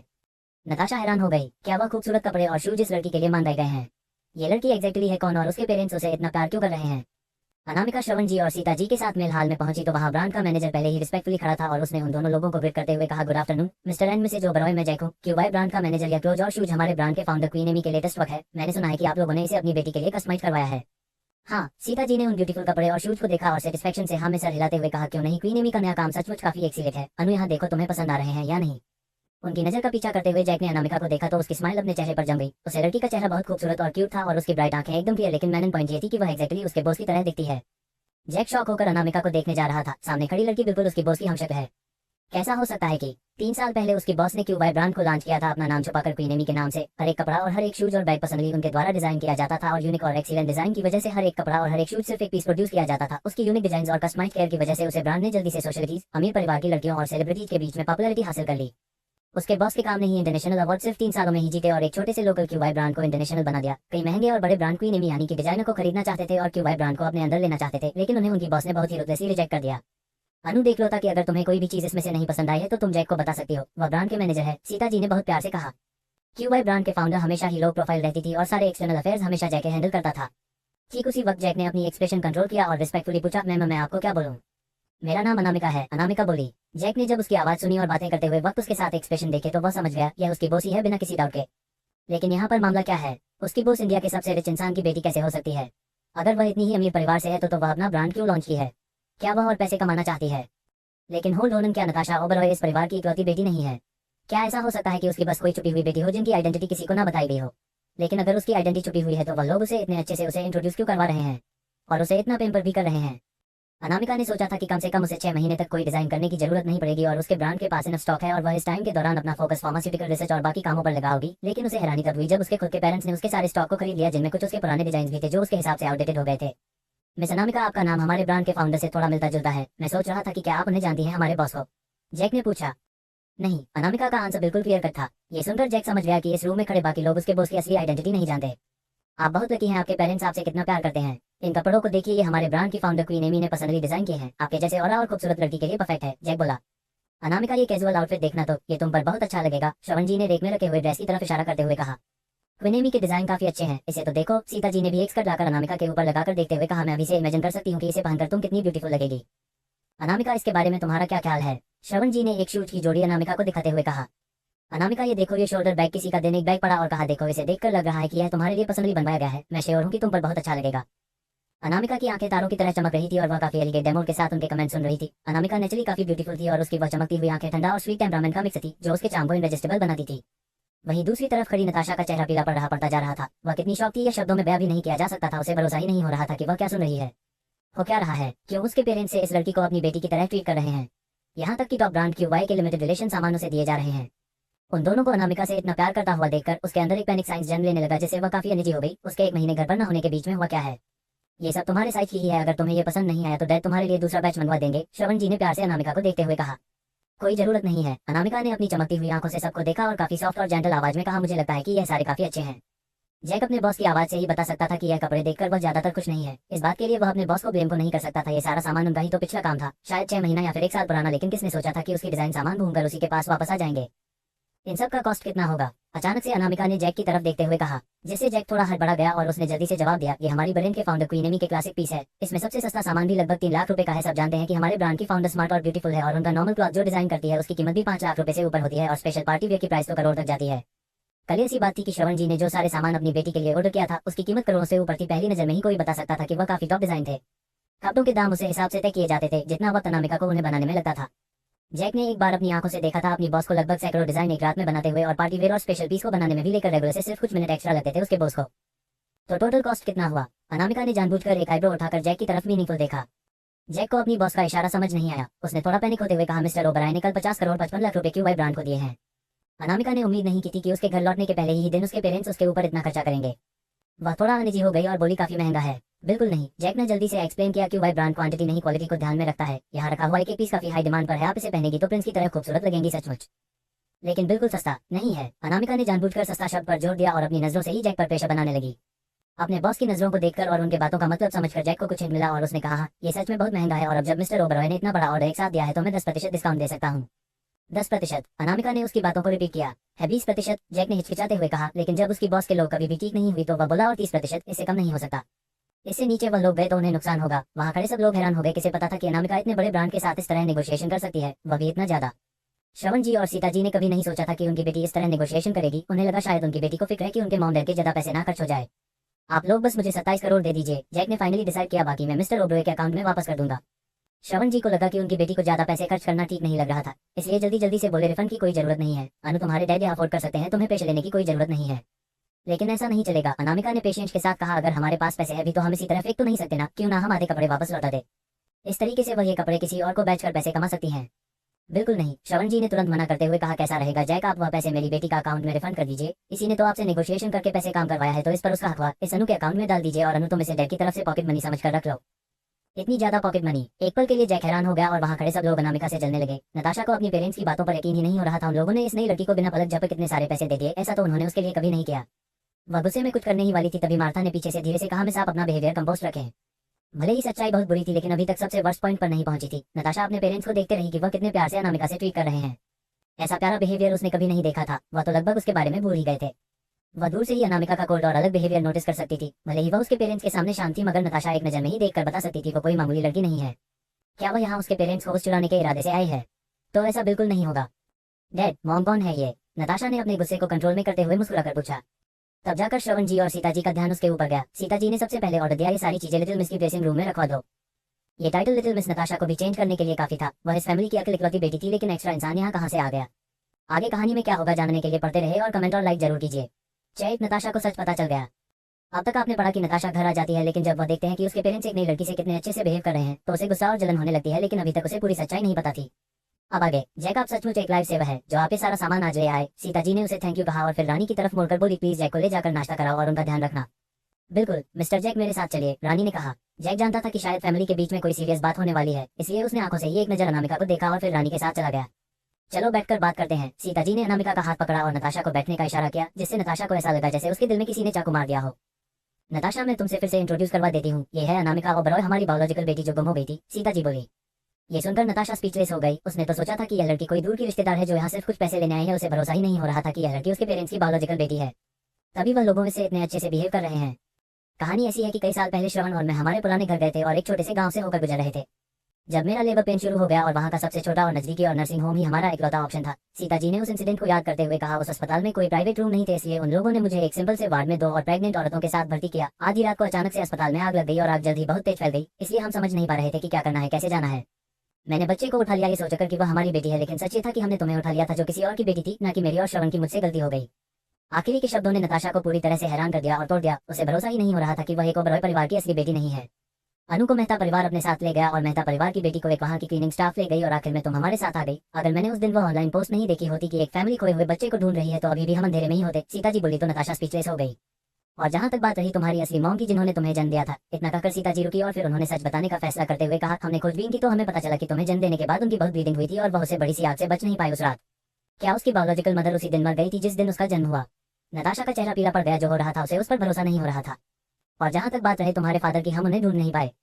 सीता जी बोली और फिर उन्होंने अनामिका की तरफ देखते हुए सॉफ्टली कहा, हमने अनु से बात की है और हमने प्लान किया है कि तुम हमारा ही परिवार हो। आज से ये तुम्हारी बहन है। हमारी गलती की वजह से अनु के साथ बहुत कुछ हुआ है, इसलिए हम अपनी पूरी कोशिश करेंगे उन चीजों को सुधारने की। भले ही तुम हमारी बायोलॉजिकल बेटी नहीं हो, लेकिन हमने तुम्हें बड़ा किया है, इसलिए तुम हमारी ही बेटी हो। तुम्हें अनु के साथ अच्छे से बिहेव करना होगा और उसका ध्यान भी रखना होगा। अपनी पेरेंट्स की बातें सुनकर नताशा एक्सेप्ट नहीं कर पा रही थी। ऐसा कब से होने लगा कि उनमें छोटी बहन बड़ी का ध्यान रखे। कितने सालों से वह अपने बैकग्राउंड पर बिल्कुल प्राउड थी कि उसके फादर इंडिया के सबसे रिच इंसान है और उसकी मॉम एक फेमस ब्यूटीफुल लेडी और उसके 5 भाई अपने अपने फील्ड में सक्सेसफुल। बचपन से ही सब लोगों ने उसे खुश करने की और उसकी हर एक विश पूरी करने की कोशिश की है। वह कैसे किसी और के ध्यान रखेगी और उसे खुश करने की कोशिश करेगी। भले ही वह बहुत गुस्से में थी, जलन हो रही थी, उदास थी, मगर वह अपनी जगह किसी और को नहीं दे सकती थी, इसलिए वह बिना किसी हिचकिचाहट के बोली, यह सब बहुत अचानक हो गया। अगर मैं ये कहूँ कि मुझे बुरा नहीं लग रहा है तो ये झूठ होगा। मैं इस परिवार में 18 सालों से हूँ और एक दिन मेरे पेरेंट्स मुझे बता रहे हैं कि मैं उनकी असली बेटी नहीं हूँ। इतना कहकर नताशा अपने सर नीचे कर लिया और उदास होकर बोली, मैंने उम्मीद नहीं की थी कि मेरी असली माँ उसी दिन मर गई होगी जिस दिन मेरा जन्म हुआ और मेरे फादर मिल ही नहीं रहे हैं। क्या मैं कभी उनसे नहीं मिल पाऊंगी? बोलते हुए उसकी आंखों से आंसू बहने लगे जिसे उसने पोंछा और काफी उदास होकर बोली, मॉम डैड, मैं बहुत ग्रेटफुल हूँ कि आप लोग मुझे अभी भी अपनी फैमिली में रखना चाहते थे और मैं प्रॉमिस करती हूँ कि मैं अपनी बहन का हमेशा ख्याल रखूंगी। उसके चेहरा सिंसियर था और उसके आंसू उसके दर्द बता रहे थे, लेकिन अनामिका जो मेहता परिवार में बड़ी हुई थी और हर तरह के लोगों का दोगला और झूठा चेहरा देख चुकी थी, वह एक नजर में ही देखकर बता सकती थी कि नताशा नाटक कर रही है। Welcome back to the family. Natasha ने अपनी बहन का प्यार दिखाने के लिए उसे गले लगाने के लिए अपने हाथ खोला। अपने पेरेंट्स की नजरों में वह बहुत अच्छा बनना चाहती थी। अनामिका ने जवाब दिया, तुम्हारे इतने वार्म वेलकम के लिए थैंक यू, लेकिन मैं गले नहीं लग सकती। नताशा वही खड़ी रह गई। मैं किसी के फिजिकल कांटेक्ट से थोड़ी ऑकवर्ड हो जाती हूँ, सॉरी। अनामिका हमेशा ही कोल्डली बिहेव करती थी, मगर उसका रिएक्शन और एटीट्यूड देखकर नताशा को ऐसा लग रहा था जैसे वह जानबूझकर उसके लिए चीजें मुश्किल कर रही है और उसे ऑकवर्ड और एम्ब्रेसफुल करवा रही है। अनु थोड़ी सी इंट्रोवर्ट है, मगर जल्दी ही हमसे घर मिल जाएगी। हम एक फैमिली है नताशा, तुम्हें अब फॉर्मल बिहेव करने की जरूरत नहीं है, सीता जी बोली। ये सुनकर नताशा और एम्बेरेस हो गई और फाइनली बैठ गई। ऑलराइट, अब बातें खत्म, चलो खाना खाने हैं, सीता जी ने टाइम देखते हुए कहा। अनु तुम्हें भूख लगी होगी ना? हम कब से बातें किया जा रहे हैं और खाने के बारे में हम भूल गए। आज का डिनर तुम्हारी मॉम और मैंने बनाया है, चलो खाकर बताओ कैसा बना है। श्रवण जी ने मुस्कुराकर कहा, और अगर उसमें कुछ ऐसा है जो तुम्हें नहीं पसंद है तो तुम हमें बता देना, हम जल्दी एडजस्ट कर देंगे। डाइनिंग टेबल अलग अलग डिलीशियस फूड से भरा हुआ था और सब कुछ श्रवण और सीता जी ने खुद बनाया था, जिससे नताशा को बहुत जलन हुई। उनके घर पर 4 शेफ थे, इसलिए सीता जी और श्रवण जी को पर्सनली खाना बनाने की कोई जरूरत नहीं थी और ना ही वो लोग ऐसा कभी करते थे, लेकिन आज उन्होंने अनामिका के लिए स्पेशल एफर्ट्स किया है। सीता जी एक एक करके अनामिका के में खाना सर्वे किया जा रहे थे, जिससे उसकी प्लेट पूरी तरह भर चुकी थी। भले ही नताशा की फीलिंग्स को ध्यान में रखते हुए उन्होंने नताशा को भी बराबर ही सर्व किया और उसे खाने के लिए कहते रहे, मगर नताशा का ध्यान तो सिर्फ इस बात पर था कि अनामिका को पहले प्रायोरिटी मिल रही है और उसे ज्यादा प्यार मिल रहा है, जिससे वह और उदास हो गई और यह सारा डिलीशियस खाना उसे बेस्वाद लगने लगा। अनु, तुम इतने सालों से बाहर रही हो, तुम्हें और खाना खाना चाहिए, अपने आप को देखा तो सही, तुम कितनी पतली हो, सीता जी बोली। मार्था वही खड़ी होकर उदास नताशा को देख रही थी, या फिर कहा जा सकता है जेलिस नताशा को देख रही थी। लेकिन खुशकिस्मती से अनामिका अपना खाना खत्म करने के बाद ऊपर चली गई और ज्यादातर नीचे नहीं रही। नताशा ने इसी मौके का फायदा उठाया अपने पेरेंट्स से बात करने का और इधर उधर की बातें करते हुए उसने आखिर में पूछ लिया, डेड मॉम, आप लोगों ने कैसे कंफर्म किया कि अनु आपकी बायोलॉजिकल बेटी है? उस ऑनलाइन पसंद में कोई स्पेशल बात जिसकी वजह से आप लोगों को कंफर्म हो गए? वह सच में ये पूछना चाहती थी कि हो सकता है कि अनामिका नाटक कर रही हो और वह उनकी बेटी नहीं हो। आफ्टर ऑल, कौन इंडिया का सबसे रिच इंसान की बेटी नहीं बनना चाहे? उसका सिर्फ चेहरा मिलता जुलता है, इसका मतलब ये तो नहीं कि उनका खून का रिश्ता होगा ही। उसका सवाल सुनकर श्रवण जी हैरान हो गया और फिर उन्होंने हंसते हुए एक्सप्लेन किया, कोई स्पेशल बात नहीं थी, बस उसे एड में जो बातें लिखी गई थी वह सारे इंसिडेंट अनु के जन्म वाली रात को हुए थे, जो हमें बहुत अच्छे से याद था। वह हॉस्पिटल का नाम, रूम नंबर और अस्पताल में लगी आग और भाग दौड़ और फिर उन्होंने गलत बच्चों को उठा लिया। ओह ऐसी बात है, नताशा ने लंबा खींचते हुए कहा। तो श्रवण जी आगे बोले, उन्होंने हमें अनु का एक बाल भेजा था और हमने डीएनए टेस्ट करवाया है, जो 99.99% मैच हुआ है, और जब हमें अनु की फोटो देखी तो वह बिल्कुल तुम्हारी मोम की तरह दिखती है, जैसे तुम्हारी मोम उस उम्र में दिखा करती थी। श्रवण जी की बातें सुनकर नताशा को बुरा लगा। आखिरी उम्मीद जो उसके दिल के अंदर बची थी वह भी खत्म होने लगी, लेकिन वह भी इस बात को करने के लिए तैयार नहीं थी और वह बोली, और आप लोगों को कैसे पता चला कि मैं आप लोगों की बायोलॉजिकल बेटी नहीं हूँ? पहले हमने अनु का डीएनए टेस्ट करवाया और फिर तुम्हारे रूम से भी कुछ बाल लेकर टेस्ट करवाया था। श्रवण जी बोले। दूसरे शब्दों में साफ था कि नताशा ओबरॉय परिवार से ब्लड रिलेटेड नहीं थी। नताशा की आखिरी उम्मीद पूरी तरह से खत्म हो गई। नताशा, भले ही तुम हमारी बायोलॉजिकल बेटी नहीं हो, मगर हम एक साथ इतने सालों से हैं और तुम हमारी अपनी ही बेटी हो, सीता जी बोली। भले ही इस वक्त सीता जी उसे पहले की तरह ही प्यार से देख रही थी, लेकिन नताशा किसी और से बेहतर जानती थी कि अब चीज पहले की तरह नहीं रहने वाली है। वह सिर्फ देश के सबसे अमीर परिवार की इकलौती बेटी थी, लेकिन अब जब अनामिका वापस आ गई है तो लोग उसे इस प्रकार की गोद ली हुई बेटी के तौर पर देखेंगे, जिसका इस परिवार से कोई खून का रिश्ता नहीं है। दूसरे शब्दों में वह एक बाहर वाली है। उसकी आंखें कुछ सेकंड के लिए डिम हो गई, लेकिन फिर उसने जानबूझकर सीता जी को गले लगाते हुए कहा, मॉम, मैं आपसे और डैड से बहुत प्यार करती हूँ, मैं आप लोगों का बहुत ध्यान रखूंगी।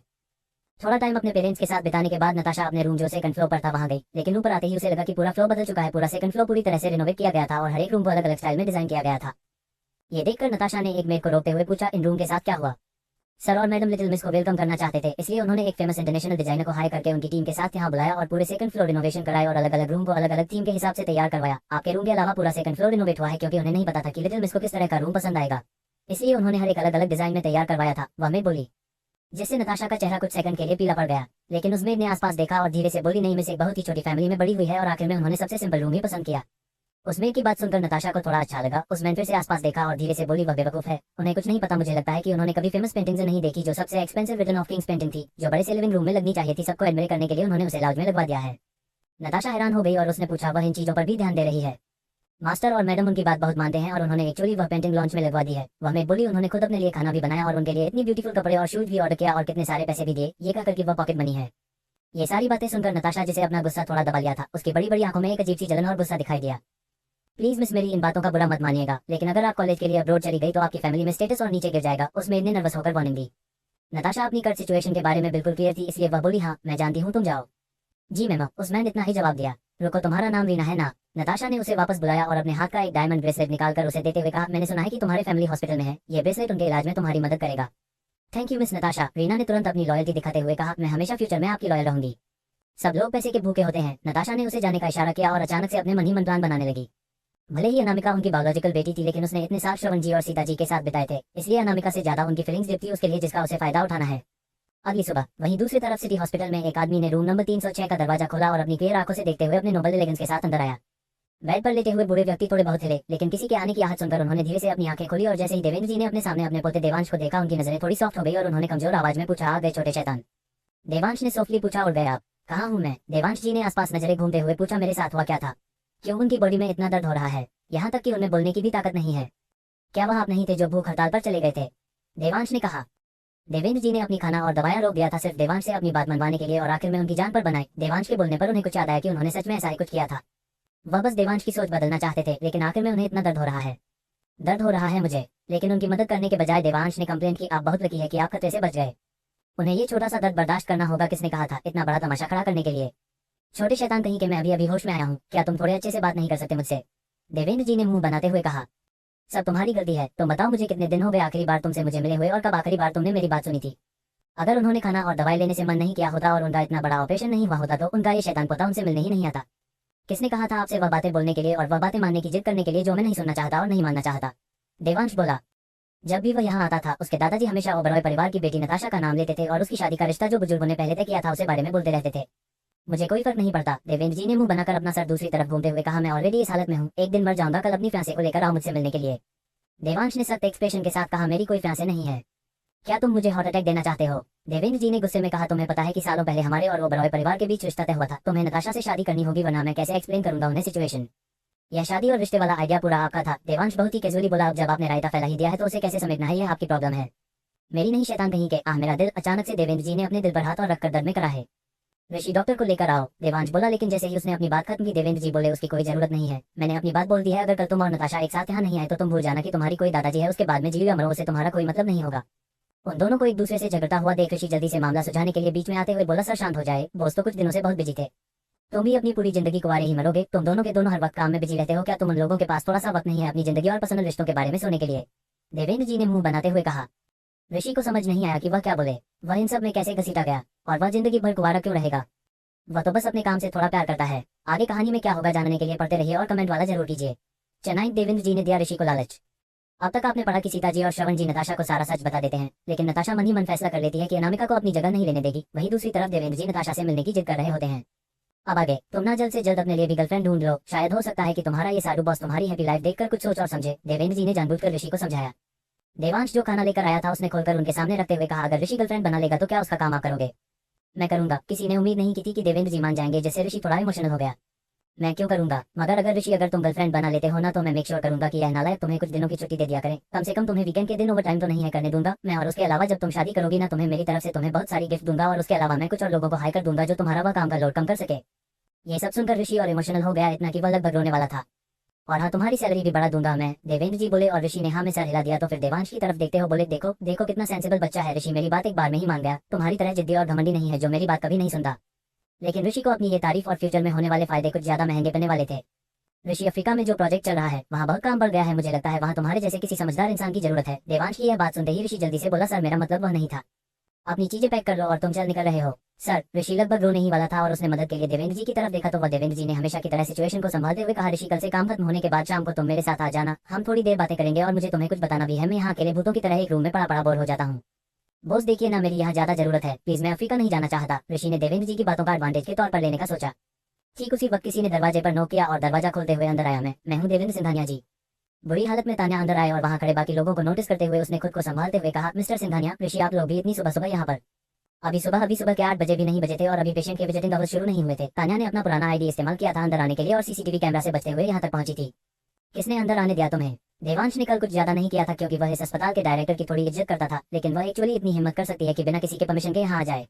देवेंद्र जी, मिस्टर सिंघानिया प्लीज मुझे दूसरा मौका दे दीजिए, मैं इस प्रोफेशन को छोड़ना नहीं चाहती, प्लीज मुझे इस अस्पताल में दोबारा काम करने दीजिए। देवेंद्र जी प्लीज, इतने दिनों तक मैंने जो आपका ध्यान रखा और इतने दिनों तक मैं आपकी डॉक्टर थी, इस नाते मुझे दोबारा मौका दे दीजिए। तान्या बहुत डिसप्रेट थी। क्या इसे मेडिकल प्रोफेशन से निकाल दिया गया है? देवेंद्र जी ने ऋषि से पूछा। जी, बिग बॉस जब कल आपकी हालत खराब हुई तो इसने कोई कोशिश नहीं की और उसके अलावा वह आपको परमानेंटली मारने की कोशिश करी थी। इसके इंटेंशन बिल्कुल अच्छे नहीं थे। मिस अनामिका कल जिन्होंने आपका इलाज किया था उन्होंने कहा कि यह डॉक्टर होना डिजर्व नहीं करती है, इसलिए डॉक्टर शर्मा ने ये सब सुनने के बाद इसे इस प्रोफेशन से निकलने का फैसला किया। देवेंद्र जी से बातें कहने के बाद ऋषि ने घुरकर उसे शैतान औरत को देखा। वह घटिया लड़की थी, उसके मन में मेरे खिलाफ गुस्सा था, इसलिए उसने हॉस्पिटल डायरेक्टर के सामने मेरी रिपुटेशन खराब कर दी। देवेंद्र जी, मेरे साथ गलत हुआ है, मैं हमेशा आपका अच्छे से ध्यान रखती थी, आपको याद होगा कि। लेकिन तान्या अपनी बात खत्म कर पाती उससे पहले ही देवांश का चेहरा डार्क हो गया और उसके आसपास का ऑरा खतरनाक होने लगा। ऋषि को भरोसा नहीं हो रहा था कि इस स्टेज में होने के बाद भी यह औरत सच मानने से इनकार कर रही है और उसके अलावा मिस अनामिका को बदनाम भी कर रही है। क्या ऐसे लगता है कि वह लोग कल अंधे हो गए थे? क्या उसे लगता है कि अपनी आंखों के सामने देखकर भी वह लोग सच को नहीं मानेंगे? मैं आपको एडवांस दूंगा कि बोलने से पहले आप एक बार सोच लीजिए। ऋषि ने अपनी बाहें आपस में सिकुड़ते हुए काफी सख्त शब्दों में उसे कहा। भले ही वह देवांश से और देवेंद्र जी के सामने मासूम और प्यार बनता था, लेकिन वह असलियत में देवांश से कम खतरनाक नहीं था। कल ये लड़की उसके बिग बॉस को मारने की कोशिश कर रही थी और यहाँ आकर अपनी गलती मानने की जगह दूसरों को बदनाम कर रही है। मिस अनामिका उसकी बिग बॉस की लाइफ सेवर है जिसे ये लड़की घटिया कह रही है। आज के बाद तुम्हारी फैमिली में कोई भी मुंबई शहर में कम नहीं रह सकता। अचानक से बेड पर लेटे हुए देवेंद्र जी अपनी कड़क आवाज से बोले, बाहर निकाल दो इसे। तान्या तो यहाँ अपनी नौकरी की भीख मांगने आई थी, लेकिन उसने उम्मीद नहीं की थी कि उसके आने के बाद इन सब में उसकी फैमिली भी इन्वॉल्व हो जाएगी। वह बोली, देवेंद्र जी, मैंने क्या गलत किया है जिसकी वजह से आप गुस्सा हो गए हैं? क्या सिर्फ कल की गलतफहमी की वजह से? वह वहीं नीचे बैठ गई और जाने से मना करने लगी। प्लीज देवेंद्र जी, मुझे एक्सप्लेन करने दीजिए। देवेंद्र जी इतना गुस्सा थे कि उनका चेहरा लाल पड़ गया और वह बोले, तुम्हारी इतनी औकात नहीं है कि तुम मुझसे बात कर सको। देवेंद्र जी, अगर आप मुझे आज माफ नहीं करते तो मैं यहीं मर जाऊंगी। तो मर जाओ। देवेंद्र जी को उसकी जिंदगी और मौत से कोई फर्क नहीं पड़ता था। वह बोले, ऋषि, वह चाकू उठाकर उसे दे दो। ऋषि ने वही रखा फ्रूट नाइफ उठाया और तान्या के सामने फेंक दिया और चाकू के नीचे गिरते ही एक तेज आवाज हुई जिससे तान्या डर गई। वह तो बस देवेंद्र जी को डराना चाहती थी, ऐसा बोलकर वह खुद की जान थोड़ी ले सकती है। सर, जब तान्या ने देखा कि उसकी मौत वाली धमकी देने के बाद भी देवेंद्र से उसे माफ करने के लिए तैयार नहीं थे तो उसने रोते हुए और चिल्लाते हुए कहा, मेरी फैमिली बहुत गरीब है, मैं उनकी इकलौती बेटी हूँ। जब से मैं छोटी थी तब से मैं अपनी पूरी फैमिली की उम्मीद हूँ। मेरा सपना है एक डॉक्टर बनना जो लोगों की जान बचाए। एक डॉक्टर? क्या तुम क्वालिफाइड हो एक डॉक्टर होने के? देवेंद्र जी इरिटेट हो गए थे। यह मत सोचना कि कल जब मैं वहाँ बेड पर लेटा हुआ था तो तुम सबकी बातें नहीं सुन सकता था। तुम वही थी जिसने मुझे बेहोशी की दवाई और हॉट शूटिंग मेडिसिन देने की बात को लेकर आई थी। वो लड़की कह रही थी कि इस तरह करने से मेरी जान चली जाएगी, मगर फिर भी तुम अपनी जिद पर खड़ी हुई थी। देवेंद्र जी का मानना था कि सामने खड़ी लड़की एक डॉक्टर होने के लायक ही नहीं है। वह लोगों की जान बचाने की जगह लोगों की जान लेने पर तुली हुई है। मैं तान्या शॉक थी यह जानकर कि देवेंद्र जी ने कल उनकी सारी बातें सुनी थी, जिसकी वजह से वह कुछ सेकंड के लिए स्पीचलेस हो गई। उसे समझ नहीं आ रहा था कि बात को कैसे एक्सप्लेन किया जाए। वह लड़की कल तुमसे कह रही थी कि बेहोशी की दवाई या फिर हॉट शूटिंग मेडिसिन की वजह से मैं आधे घंटे के अंदर ही मर जाऊंगा। अगर मैं लकी नहीं होता और वह लोग लड़की वहां से नहीं गुजर रही होती और उसने मेरा इलाज नहीं किया होता, तब तक तुम्हें मर गया होता और मेरे सामने रिक्वेस्ट करने का तुम्हारे पास मौका भी नहीं होता। मैं तो सिर्फ इस प्रोफेशन से तुम्हें निकालकर और मुंबई शहर से निकालकर तुम पर बहुत बड़ा एहसान कर रहा हूँ। वह भी सिर्फ डॉक्टर शर्मा के लिए। मेरे सब्र का जवाब मत लो वरना तुम्हें और बुरी पनिशमेंट मिल सकती है। वह यंग लड़की बिल्कुल सही थी। तुम्हें एक डॉक्टर कहना डॉक्टर के पैसे की बेइज्जती है। तुम डॉक्टर कहने के लायक नहीं हो। तान्या का चेहरा पीला पड़ गया। वह बोली, देवेंद्र जी। वह अपनी बात खत्म कर पाती उससे पहले ही देवेंद्र जी ने ऋषि की तरफ देखकर कहा, ऋषि, इसके साथ साथ कुछ और डॉक्टर भी थे जो मुझे बेहोशी का इंजेक्शन देना चाहते थे, और एक डॉक्टर ऐसा भी था जो वह सारा दोष उस यंग लड़की के ऊपर डालने की सोच रहा था। वह सारे डॉक्टर होने के लायक नहीं है, उन सबको निकाल दो नौकरी से। इतना कहकर फिर उसे उन्होंने सामने तान्या को देखा और बोले, क्या तुम जा नहीं रही हो? क्या मैं किसी को बुलाऊं तुम्हें धक्के मारकर बाहर निकालने के लिए? बिग बॉस, आपकी हेल्थ अभी ठीक नहीं हुई है। गुस्सा मत हुई है मिस तान्या, क्या आपको हिंदी में बातें समझ नहीं आती? ऋषि तान्या की तरफ देखकर कॉलरी बोला। तान्या समझ गई कि इस मामले में अब उसके पास कोई उम्मीद नहीं है और वह धीरे से सॉरी बोलकर भाग गई। कौन थी वह लड़की? तान्या के वहां से जाते ही देवेंद्र जी थोड़ा शांत हुए और देवांश की तरफ मुड़कर पूछा, क्या हमने उसे प्रॉपर्ली थैंक यू कहा?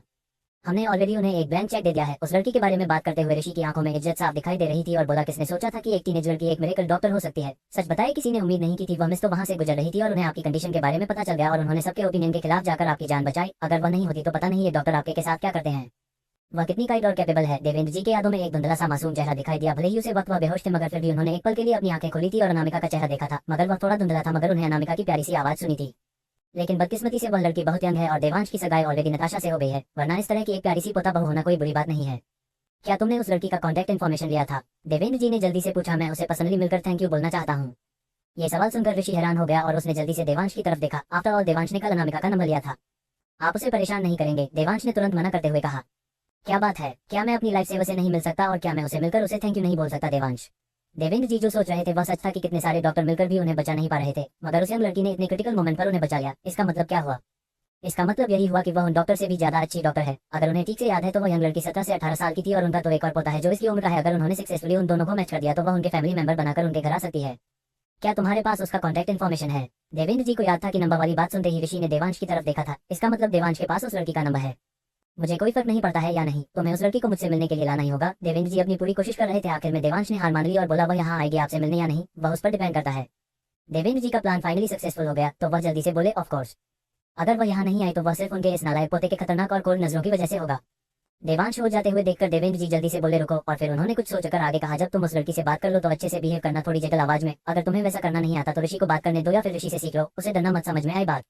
वह लड़की उनकी future grand daughter in law हो सकती है। उनकी बात सुनकर रूम में देवांश ने अपने आप से सोचा, क्या उसे जेटली बात करना नहीं आता या फिर वह पोलाइट नहीं है? क्या उसे किसी और से सीखने की जरूरत है? तभी ऋषि ने भी कंप्लेन करते हुए कहा, बिग बॉस प्लीज मेरी बेड मत बजाया, और सर तो अभी अभी अफ्रीका वाले प्रोजेक्ट के बारे में मिले हैं। कोई फर्क नहीं पड़ता, लेकिन उसने मेरी जान बचाई है, इसलिए तुम मुझसे रूडली बात नहीं करोगे। देवेंद्र जी को डर था कि उनका ये पोता अपने कॉल्ड एटीट्यूड से उस लड़की को डरा देगा। वहीं दूसरी तरफ ओबरॉय मेंशन में श्रवण जी और सीता ने बहुत सारे अलग अलग वैरायटी के खाने अपने दोनों बेटियों के सामने रखते हुए कहा, देखो शेफ ने ये पेस्ट्री फ्रेश बनाई है, अनु ये तुम्हारी है, संभल के ये गर्म है। नताशा तुम स्कूल और ट्रिप के चक्कर में 1 महीने से बाहर थी, लगता है तुम बहुत पतली हो गई है, चलो और खाओ। नताशा ने स्वीटली मुस्कुराकर कहा, मॉम डैड मेरी फिक्र मत कीजिए, आप मेरी बहन को और दीजिए, मैं बचपन से ही तो ये सब खाती आई हूँ। सीता हंसी, यह सोचकर कि उनकी बेटी बहुत समझदार है। वह अनामिका के अचानक आने से उसे जलन या फिर गुस्सा नहीं कर रही है, बल्कि वह उसे अपनी बहन मानकर उसका ख्याल रख रही है। जितना उन्होंने सोचा था उतना भी सब कुछ मुश्किल नहीं रहा। डैड ये रही आपकी ब्लैक टी, जो आपको पेस्ट्री इसके साथ खाने में अच्छी लगती है। नताशा ने खड़े होकर श्रवण जी को टी सर्व किया और सीता को भी। मोम एंजॉय कीजिए। उन्होंने उम्मीद नहीं की थी कि नताशा इतनी समझदार होगी। प्यार से मुस्कुराते हुए उन दोनों ने अपने चाय के कप उठाए और एक सिप लिया। उन दोनों को देखकर नताशा ऐसे मुस्कुराई जैसे उसने जंग जीत ली हो, और फिर एक साइड अनामिका को देखा। क्या फर्क पड़ता है कि वह उनकी बायोलॉजिकल बेटी है? एक साथ इतने सालों से रहने की वजह से कोई भी उसके पेरेंट्स की खाने पीने की हैबिट्स को उससे ज्यादा नहीं समझ सकता। वही अनामिका जो इतने सारे 2 चेहरे वाले लोगों के साथ रहती आई है, वह नताशा की छोटी छोटी स्कीम्स कैसे नहीं समझती। लेकिन उसकी नजरें बिल्कुल शांति थी और वह अपने प्लेट में रखी हुई पेस्ट्रीज को एंजॉय कर रही थी। सिस्टर मुझे नहीं पता कि तुम्हें क्या पसंद है। नताशा की बातों का मतलब यह था कि अनामिका अपने लिए खुद सर्व कर सकती है, लेकिन वह अपनी बात खत्म कर पाती उससे पहले ही अनामिका ने कैजुअली कहा, काफी प्लीज। नताशा हैरान हो गई, क्या वह कोई नौकर है जो उसके लिए काफी सर्व करें?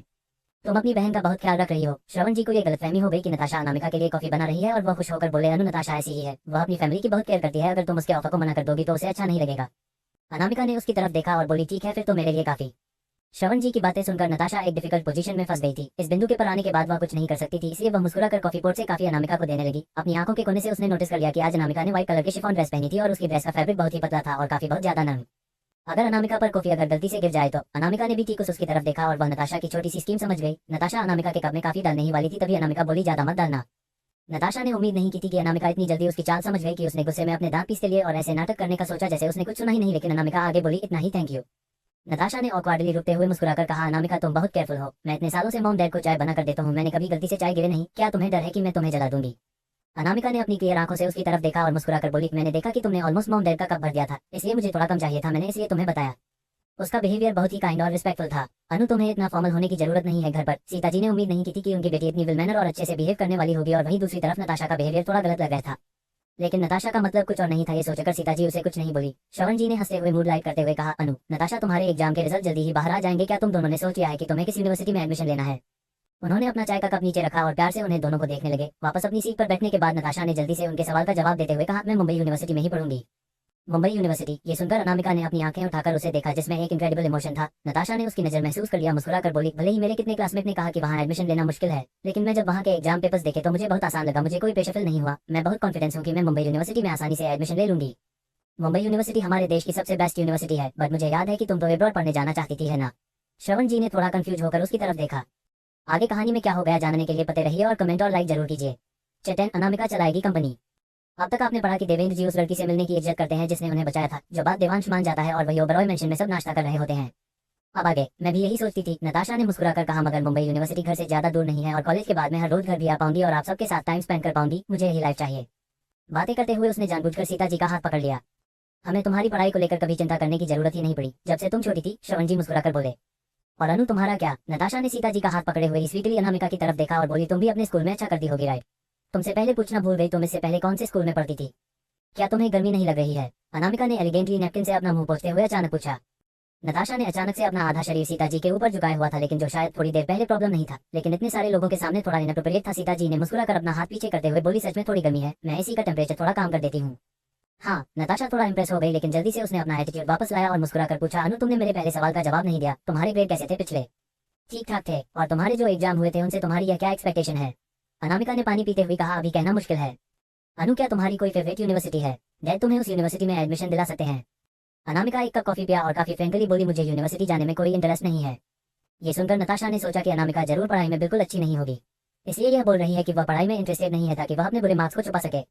मुझे भी पहले स्कूल जाना अच्छा नहीं लगता था, लेकिन एक बार तुम्हारी दादी माँ को पता चल गया कि मैं क्लास स्किप कर रहा हूँ और फिर उन्होंने मेरी बहुत पिटाई की। श्रवण जी ने अपने पास को याद करते हुए कहा। तभी अचानक उन्हें याद आया कि उनकी गुड़िया ने उनसे कहा था कि उसकी हॉबीज है पैसे कमाना, और अचानक उन्हें एक आइडिया आया और वह बोले, तो अनु, तू फ्यूचर में क्या बनना चाहती हो? क्या तुम्हारा किसी स्पेशल इंडस्ट्री में इंटरेस्ट है या फिर को तुम सेलिब्रिटी बनना चाहती हो? अगर तुम ऐसा चाहती हो तो मैं उसमें भी तुम्हारी मदद कर सकता हूँ। आज के टाइम में ज्यादातर यंग लड़कियां इंटरनेट सेलिब्रिटी या एक्ट्रेस ही बनना चाहती है। अगर उनकी बेटी के वैसे ही कोई ड्रीम है तो वह हर तरीके से उसका सपोर्ट करेंगे। अनामिका कंफ्यूज हो गई और नताशा शॉक। मुझे सेलिब्रिटी नहीं बनना, अनामिका ने जवाब दिया। तो फिर तुम क्या करना चाहती हो? कोई ऐसी इंडस्ट्री है जिसमें तुम्हें इंटरेस्ट है? फैशन डिजाइनिंग शायद। फैशन डिजाइन अच्छी बात है, श्रवण जी ने खुश होते हुए कहा। अभी तो तुम्हारी छुट्टियां चल रही है और इत्तेफाक से हमारे पास एक छोटी क्लॉथिंग कंपनी है और जो घर के बहुत नजदीक भी है, तुम जाकर उसे देख सकती हो। ये सुनकर अनामिका स्पीचलेस हो गई। अगर तुम्हें लगे कि वहाँ कंपनी का बॉस बनना स्कूल जाने से ज्यादा इंटरेस्टिंग है तो तुम्हें ये यूनिवर्सिटी जाने की कोई जरूरत नहीं होगी। हमारे पास बहुत सारे बिजनेस है और हमें कोई डिग्री नहीं चाहिए, है ना? अपने डैड की बातें सुनकर अनामिका हैरान हो गई और नताशा ने गुस्से में टेबल के अंदर अपनी मुठिया कस ली।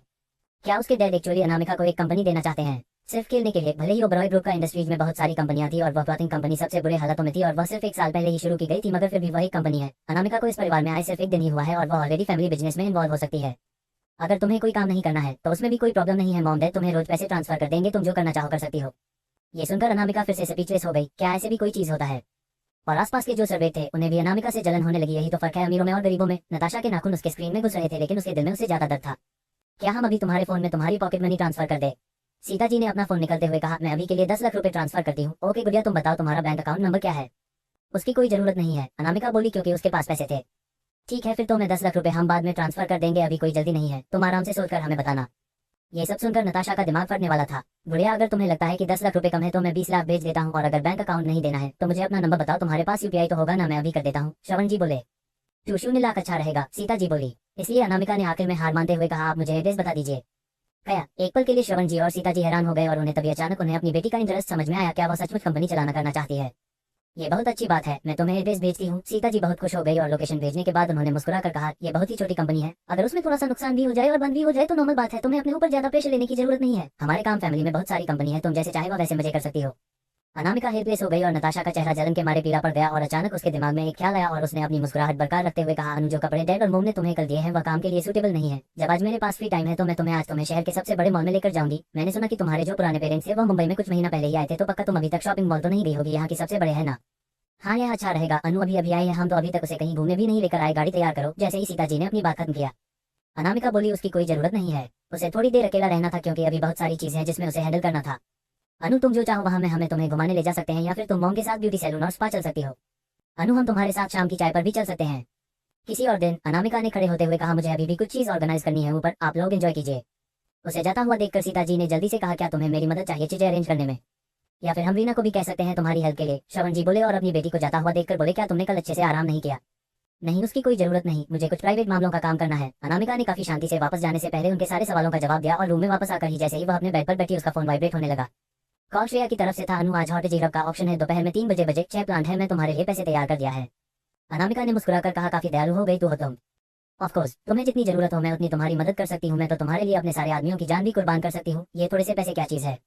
अनामिका ने आखिरी बात सुनी तो मजाक करते हुए कहा, क्यों, तुम क्यों नहीं मेरे लिए अपनी जान सकती हो, क्या तुम्हें मरने से डर लगता है। हाँ ठीक है, मैं समझ गई कि तुम्हें मेरी टांग खींचे करने का मौका मिल गया है, मैं तुम्हें 2 बजे दोपहर में पिक करने आ जाऊंगी। ओके अनामिका ने पोलाइट होने की कोशिश बिल्कुल नहीं की क्योंकि उन दोनों का रिश्ता ही ऐसा था, वो दोनों बेस्ट फ्रेंड थी और एक दूसरे के नेचर को बहुत अच्छे से जानती थी। कॉल काट होने के बाद अनामिका ने उसे लोकेशन भेज दिया। वहीं नीचे नाश्ता खत्म होने के बाद नताशा अपनी पूरी कोशिश कर रही थी श्रवण जी और सीता जी को खुश करने की, जैसे उनके साथ टाइम स्पेंड करना, उन्हें जोक सुनाना ताकि वह लोग खुश हो जाए।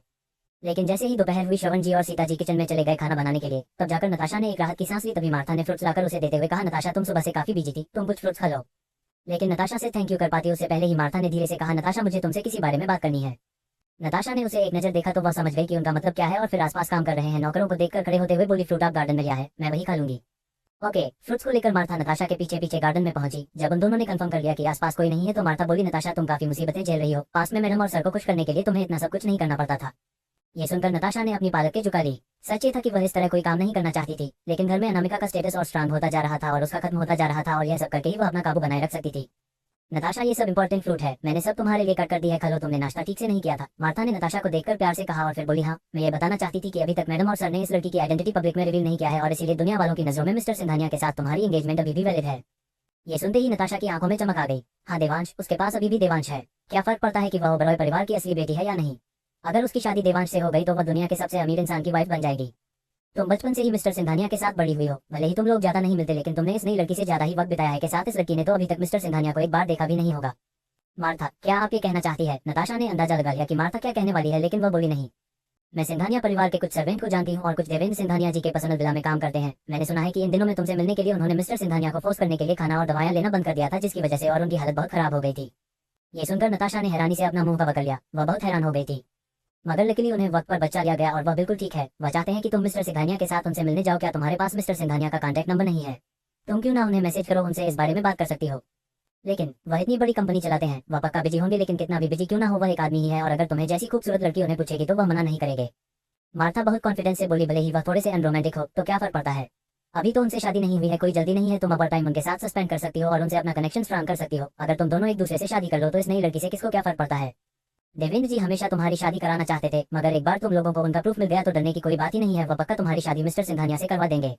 ये सब सुनकर नताशा सातवें आसमान पर थी, मगर उसकी हिचकिचाहट उसे रोक रही थी।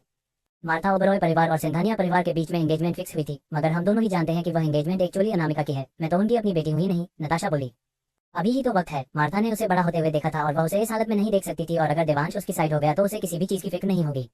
तुम जानती हो कि यह नई लड़की का स्टेटस ओबरॉय परिवार में आने के बाद काफी हाई हो जाएगा और शादी के लिए एक अच्छा परिवार ढूंढना तब कोई मुश्किल नहीं होगी। मगर तुम अलग हो, तुम्हारे पेरेंट्स नहीं है और ना ही कोई पावरफुल पैकिंग है, बस तुम अपने परिवार की गोदी हुई बेटी हो।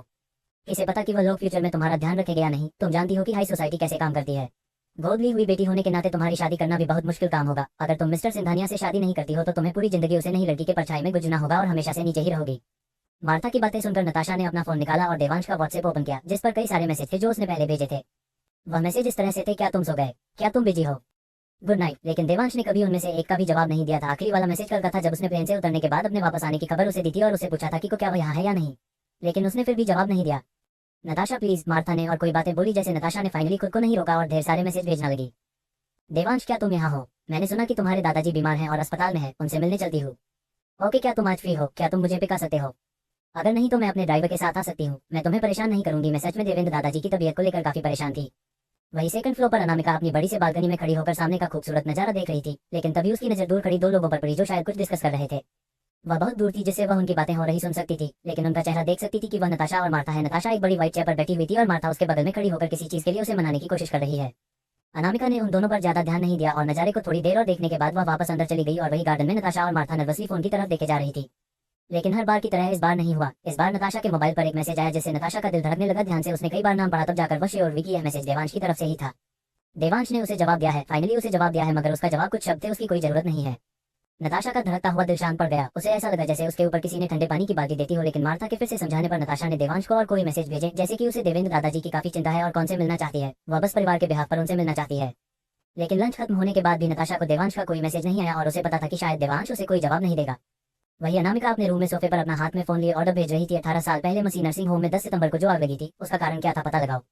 दूसरी तरफ से आदेश का मैसेज आया, बॉस क्या आप मेरी टांग खींच रही हो? मसी नर्सिंग होम, वह छोटी सी जगह जहां पर वह हॉस्पिटल हुआ करता था, वह पूरी तरह से बर्बाद हो गई थी और इतने वक्त बीत जाने के बाद वहां कुछ भी नहीं बचा था। आदेश ने फिर मैसेज भेजा, बॉस आप इस बारे में क्यों ढूंढ रही हो? क्या इसका आपके पास से कोई लेना देना है? अनामिका, हाँ। अनामिका को हमेशा यही लगता था कि वह 18 साल पहले वाली आग में कुछ गड़बड़ थी। 1 मिनट पहले सब कुछ ठीक था और अचानक से अस्पताल में आग लग गई। उसकी मम्मी उसे बताया था कि उसे रात काफी बारिश हो रही थी। अगर किसी से गलती से वह आग लगी होती तो वह इतनी तेजी से तो नहीं फैली होती। आगे कहानी में क्या होगा जानने के लिए पढ़ते रहिए और कमेंट और लाइक जरूर कीजिए।